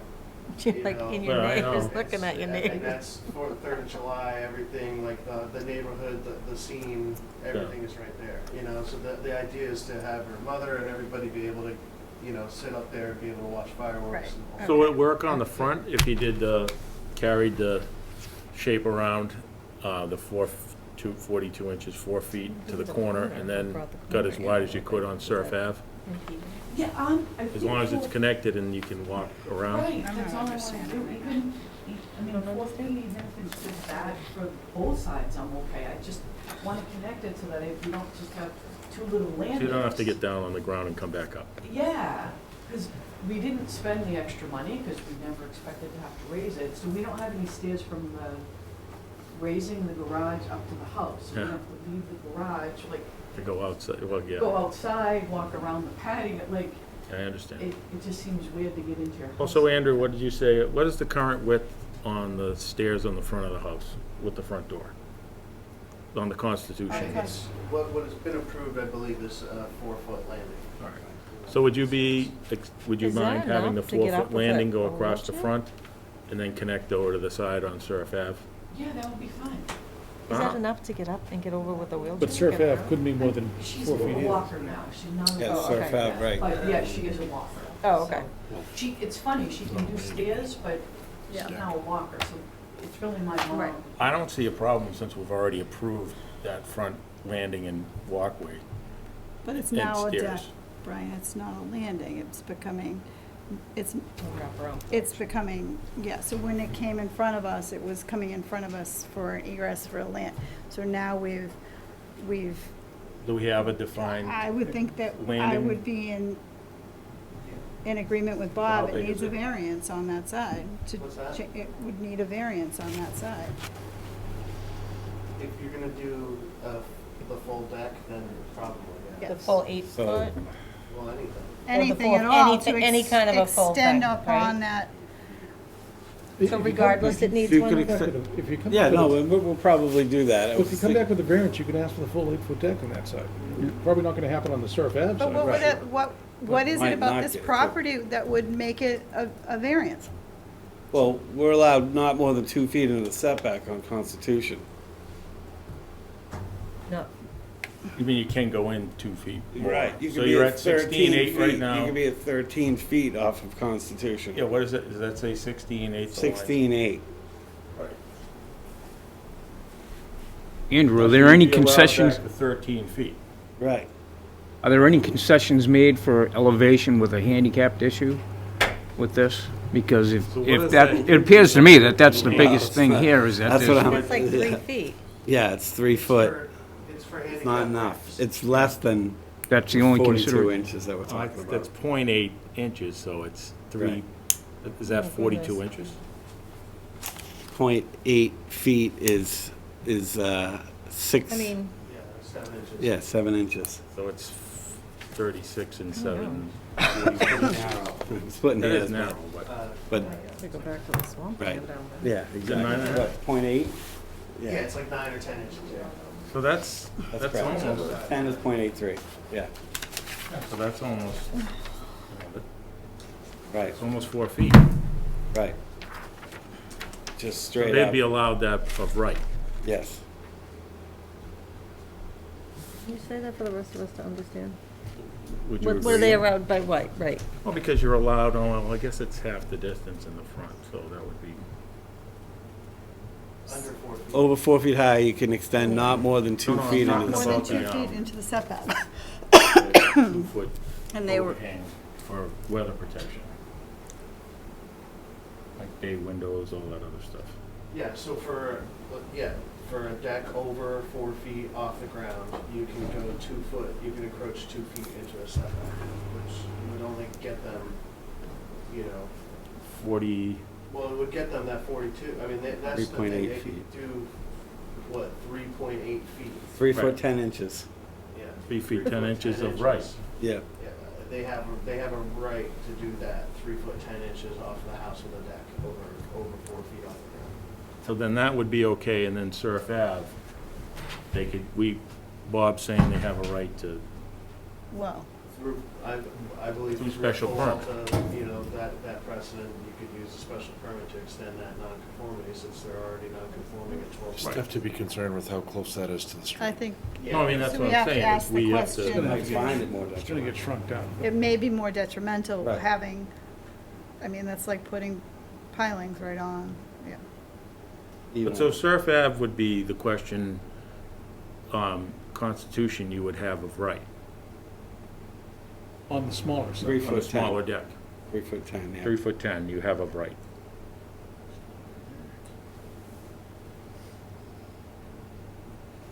So what do you want to do, Terry? We got a front, we got a, right. So what am I option? So do A 3 small foot front 10. deck. Yeah. I mean, Rick, I said A Terry. wraparound is. Terry, not here. These guys wanna sit here all night and listen to us. Yeah, but, so Bob, what do you think we can allow on Surf Ave? Right. On Surf Avenue, Yeah. it's really, I mean, I'm the lawyer. I'm not the one that He's gets not the the zoning. big bucks here on this. You guys gotta decide as a policy matter, how close can you safely be to a street here with the structure, you know? It's gonna be on Some houses supports, we have built over the street. but, supports holding it We up. don't have There's any that we've supports. allowed across the We're property. talking We haven't about, done this, have we? yeah, Something we like have, that? but we're talking this? about lot line versus, The only place where you're right up against the lot lines is downtown. That's the only place where you're, I mean, there are homes that were built like a long time ago that might be up against the lot line, but we've approved a house to be But you rebuilt never- over the lot line. They had to go to the selectmen for. No, they didn't. wasn't We did it that right one? here. That We was did? Rudy Well, Langdon's it job. doesn't I matter, wasn't because here that that was night. It was we there, don't set right. precedent, though. Yeah, it was precedent. I mean, But I mean, this is close, I mean, it's what, 8 feet in the air and it's 4 feet from the street? No, I I understand mean, that, that's but like dropping things on a car. I know what you're saying, but you're saying it's 4 feet from the street. It's 4 feet from the lot line, not from the street, There is another, That's what they consider. to the street, you know? to the actual street, but it's to the lot line, yeah. No, I understand what we're saying, but That's what we're concerned about. that, but I'm saying the 4.2, so how are we comfortable? Are we comfortable at 5 feet, then that gets you away from fire retardant, right? 5 feet is the only thing I'm concerned about Right. building. So if we're at 5 feet, the fire retardant doesn't come into question. Okay. Have a wrap go to the front, and have that go to the side. 4 foot is keeping them at 8. Wrap around the other side. They may say no, we're only 4 feet. Well, they don't need it on the strip. What did you say, Larry? They need it on the other side. What'd you say? At 4 foot would keep them at 8 on the front. They're wasting money put a 4 foot. But it's not 5 foot. Just refer to it as Surf Ave and Constitution. Okay, everybody, It's let's, not confusing. let's, Lynn, I'm only. Get in the eye. can you just, let's, okay. So let's hear Rick, hear what Rick, you you have to wanna hear what he say. has to say? Yeah. You guys do what you want, but if you're going to this expense and this trouble, you can have a proper porch that you can enjoy on the Constitution Road side if you come in for a variance. Nobody's gonna use a 42-inch porch. And you're That's gonna what have I a hard was time getting a explaining to wheelchair her. going around it, by the way. So, it seems to me that if you look at the variance requirements, you might be able to make an argument on this flooding lot. Well, water's been a reason we've given a variance before. Right, We gave a we variance already for a made you- shed for We water. made you raise the house because of I water. was just So gonna say, like, I feel it like strikes we me have as there's to an raise issue that there. house, like, is there anything we can, like, I almost think what Chris is saying is correct, because we did give a variance for flooding for a shed to be relocated. So this gets you, you're getting to an elevation where you can safely get up. I think I could see the argument there. And I think the shed argument, the shed flooding was a lot weaker than this one. Right. I agree. You just wanted to run our dogs in a circle. Yeah. It would be good to know what the berm of the street is in relationship to the property line as well. Well, that's it right there. It's dead flat. It's, So you've got another 8 feet.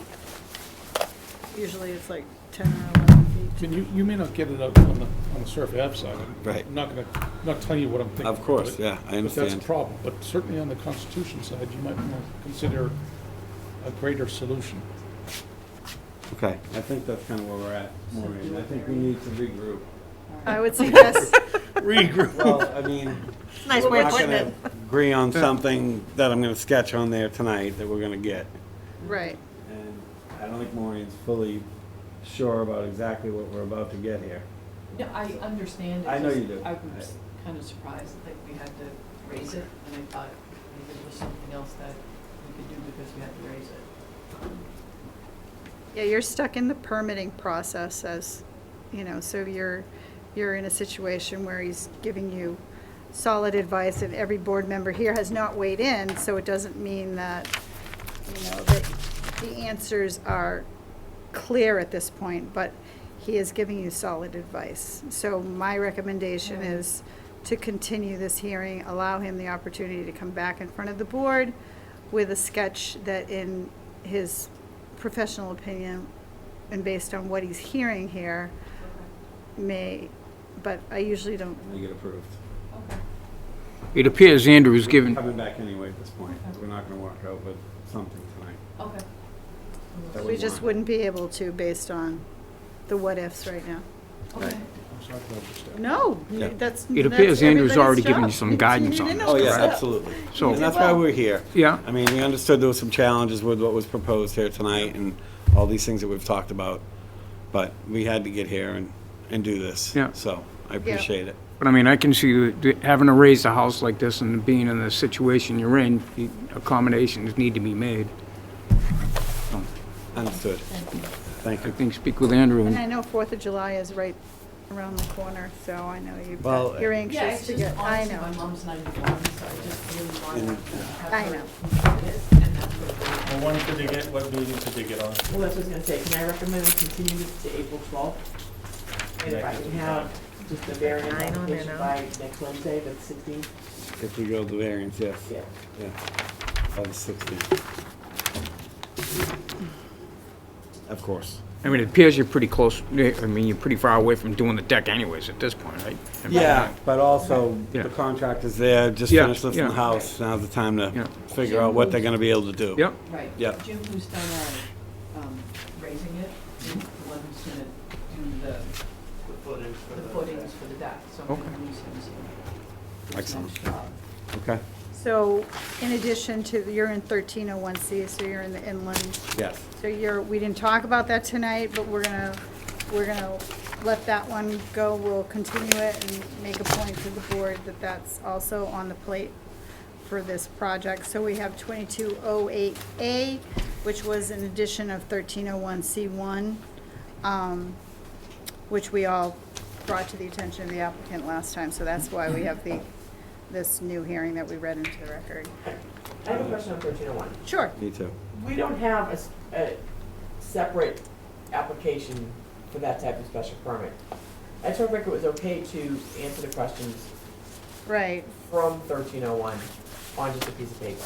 Right, so I know that we are, so that the coastal wetlands and the inland wetlands is becoming much more prevalent as we go through the year. I mean, I don't even remember. Learn about it. I Right. don't think honestly, because a lot of it, I don't think some of the former commissioners paid attention to that. Right, And- so I think that it would be in other business that, I mean, we're almost at 9 o'clock when we're all fresh, or Yeah. maybe we have some important input to At some point. add, Sure. you know, fire it off to Nancy, each of us individually, how, you know, what our suggestions might be, you know, get another form available that would help the applicants, you know, number one, are we in the inland, yes or no?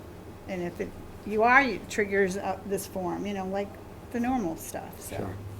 Don't Can I you- say one thing Sure. about this inland district in regards to this property? Yeah, Just reading 13013A, that it says, however, without a special permit, a dwelling existing at the time of this bylaw becomes effective, may be altered or enlarged, provided no other provisions of the bylaw are violated. So, house in 1950s obviously meets that. As long as we weren't in violation of any other provisions of the bylaw, we could expand without a special permit, according to this. So I just, so we'll have to violation would revisit be, that. yeah, what does constitute a violation as far as, you know, a variance, I think might, you know, but special permit, doesn't need it, you know, that we could, a lot of projects might be able to step through under that if they predate the bylaw and don't violate anything else. So That's all. that's good, so thank you for that input, so we'll all give that along with everything else we've got going. Yep. We'll give that a little The one extra thing I scrutiny. would ask is that we. Yes. hopefully this- Just we one make thing, every Andrew? effort To close Maureen out at the next hearing. Yes. I just wanna remind everybody how this- Yeah. I just want to remind everybody how this started, right? She hired a contractor who did work on her house with no permits and put her in a really bad situation. Right, I think I remember where hearing. They had a stop work order, and because of the work that the contractor did, it forced her into a situation where it was a substantial improvement. They had to elevate their house. And she willingly did that. They've been doing everything right, and she just wants to finalize this last bit, Right. so. Thank you. Yes, that's exactly. Right. So Andrew, the I've been working footings, very closely with her and her family on Yes. this. And he's been lovely. the footings that you're talking about on these decks, are they the helical ones or are they just regular footings? I think they just approved regular footings. Yeah. It's not barrier beach, coastal dune, or any of that stuff, it's just.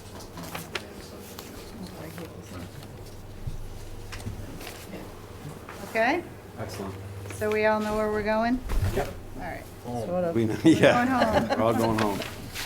Are we You know, done? we're getting hangry. Just doing a little quick review. Yeah, you're on the right path, just want to make sure it's done right. I just want to join the board at the next, you know, Yeah, I didn't- here. Okay. Closely with Heidi. What? You can work closely with Heidi on this project. So I'd like to make, so we're going to move it to, what was the date, Nance? 12? Make a motion to continue case 2208A to a date certain of April 12th at 6:30 for 125 Surf Avenue, again, 22-08A. Do I? And 22-08. Do I have a second? Second. All those in favor? Larry Keane, aye. Chris Miller's aye. Lynn Fiddler, aye. Heidi Conway. Brian Murphy, aye. Go ahead, Zia. Steve Feeney, aye. All righty. Anything Very else? much. Thank you for the discussion. It was very helpful. Thank working through this you. Tricky one. See you. Thank you very much. Appreciate it. All right. Have a good night. Have we done everything? Check the list. Is there anything else? Nancy and I are going to start really buckling down on the minutes. She doesn't have as much going on in April, supposedly. So we're gonna make that a priority. But that's it. Nancy needs an I have something from A real eight. last week, the appeal that they did on Okay. from the fence, the request for Where the information. accident Oh, was an okay. hour after. Yeah. So, what we had discussed during the meeting was, the option of them cutting it down to 3 feet and letting it remain in place. Yeah.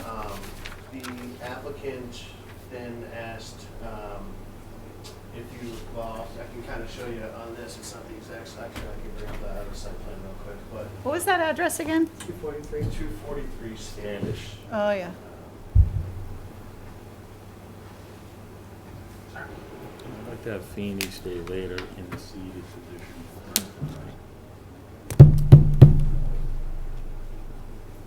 So if you, what they asked, she came in and spoke with me, met with me to discuss what we were gonna do.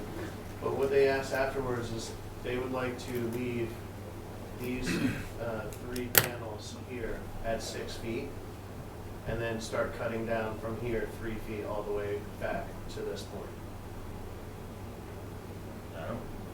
The It's what's allowed. neighbors were not happy about that. So I did run it by the neighbors. They weren't happy about that either? They were not happy about that. They But that's want it what's just allowed, right? pushed back. They were not happy about just the solution to cut it down 3 feet and not remove it off the property completely. But they're allowed a 3-foot fence. Yes, Yeah. But it's in town property. it is in town property. Yeah, but you know what, in all honesty, how many, at 3 feet in height, you say it's on town property, but it's in the right of way. Yeah, right. So, Yep. how many fences are in the right of way in the town? Every one of them. Yep. I have no I mean, personally, I have no Minor. problem with them cutting it down and then leaving it where it is. Because that's how everything else gets put up I on. should have stayed outside. Yes, Go you're back right. outside, 243 Bob. Standish. You have a phone call. The appeal. Oh, I don't have anything positive to say here, so maybe I'll just get up and go.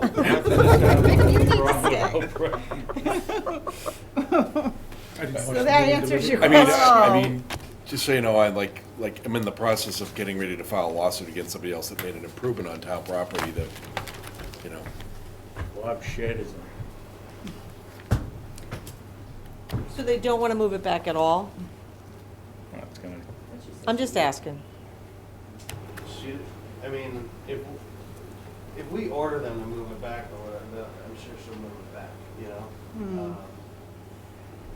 But just, I mean, to be The honest. idea was to cut it down to 3 feet, so that it's at least in compliance with the safety factor for the 3 feet situation. What about all the telephone poles in the front? Yeah, the pilings in the front there. Is that- Telephone poles exist via easements. Right, exactly. No, those, Bob, those are. Someone put pilings in there at Decorative one point, pilings. like sections of pilings, and the See fence is see the line behind in front of that. the fence? Yeah. I don't know if you've been down to the property. I saw a Those picture are of it. roughly 3 feet high with ropes between The them. rope thing, yeah, is. Now, what are we doing? I A mean, little less, that's probably like. leaving 3 that inches. space in between there. Yep, right there, where your hand is. But they appear to have been there forever, Those and now the have been fence is there going for- behind that. But the roadway is probably a foot It's tight. off of that. Yeah. 123. Sorry? I'm sorry, 243. 243 Standish. 243 Standish. What's the cross street? I don't know. What's the cross street there, do you know? It's Standish and Richard. And they want to keep the full fence on Richards, correct? Except for the distance? On the last 2 sections. Yeah. Which I. So the distance from Standish back is going to be 3 feet, and then where it's allowed is going to go to the normal 6 foot. I was, my thoughts are, I think if we're gonna allow it to stay where it is. It should be cut down to 3 feet, and that 3-foot cutoff should start 5 feet in from the lot line, where it's, which Yep. is my idea of those 2 first posts back. You should start cutting it down to 3 feet, And then they have if the visibility. select board or anybody decides, the town decides that we need to remove it, we, remove it. Then go to that route. I agree. And Is that weird? when I've gotten requests for enforcement in the past about like a fence or a wall or something on town property, the way that I've done it in the past and the way that other, like Jim has done it before me, was to just send them a notice that it's on town property and that at any time the Correct. town may decide if it's in their best interest that they can remove it at the owner's expense. So I would agree that, could we go with that? Yeah, I just. This was I'm before. concerned if that's not, if They that's something. built. If Bob's concerned that there might be, like, if we allow that, then do they, is there Yeah, but a Andrew, there's- situation down the road that we're kind of. What are we gonna go after every house on that street? They're all in the right of way. It's just people, you have those posts in front of your house, so you built out in front of those, assuming that you own the posts. That's just what Is that happens. something that we touch anyway? I think they built, they put it's behind the post. It's the They stockade fence. Like, what is that? Yeah.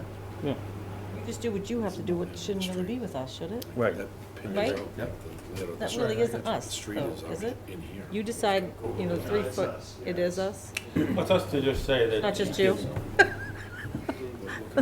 Well, we upheld your decision, and your decision was, Yeah, that they cut it down and. so that we upheld your decision, And let it stay. so. And that's it, we don't come up with a solution, we let him do it. I, We agreed with you. I don't want to touch it. yeah, That's fine. we upheld your decision, Andrew, so. Alright.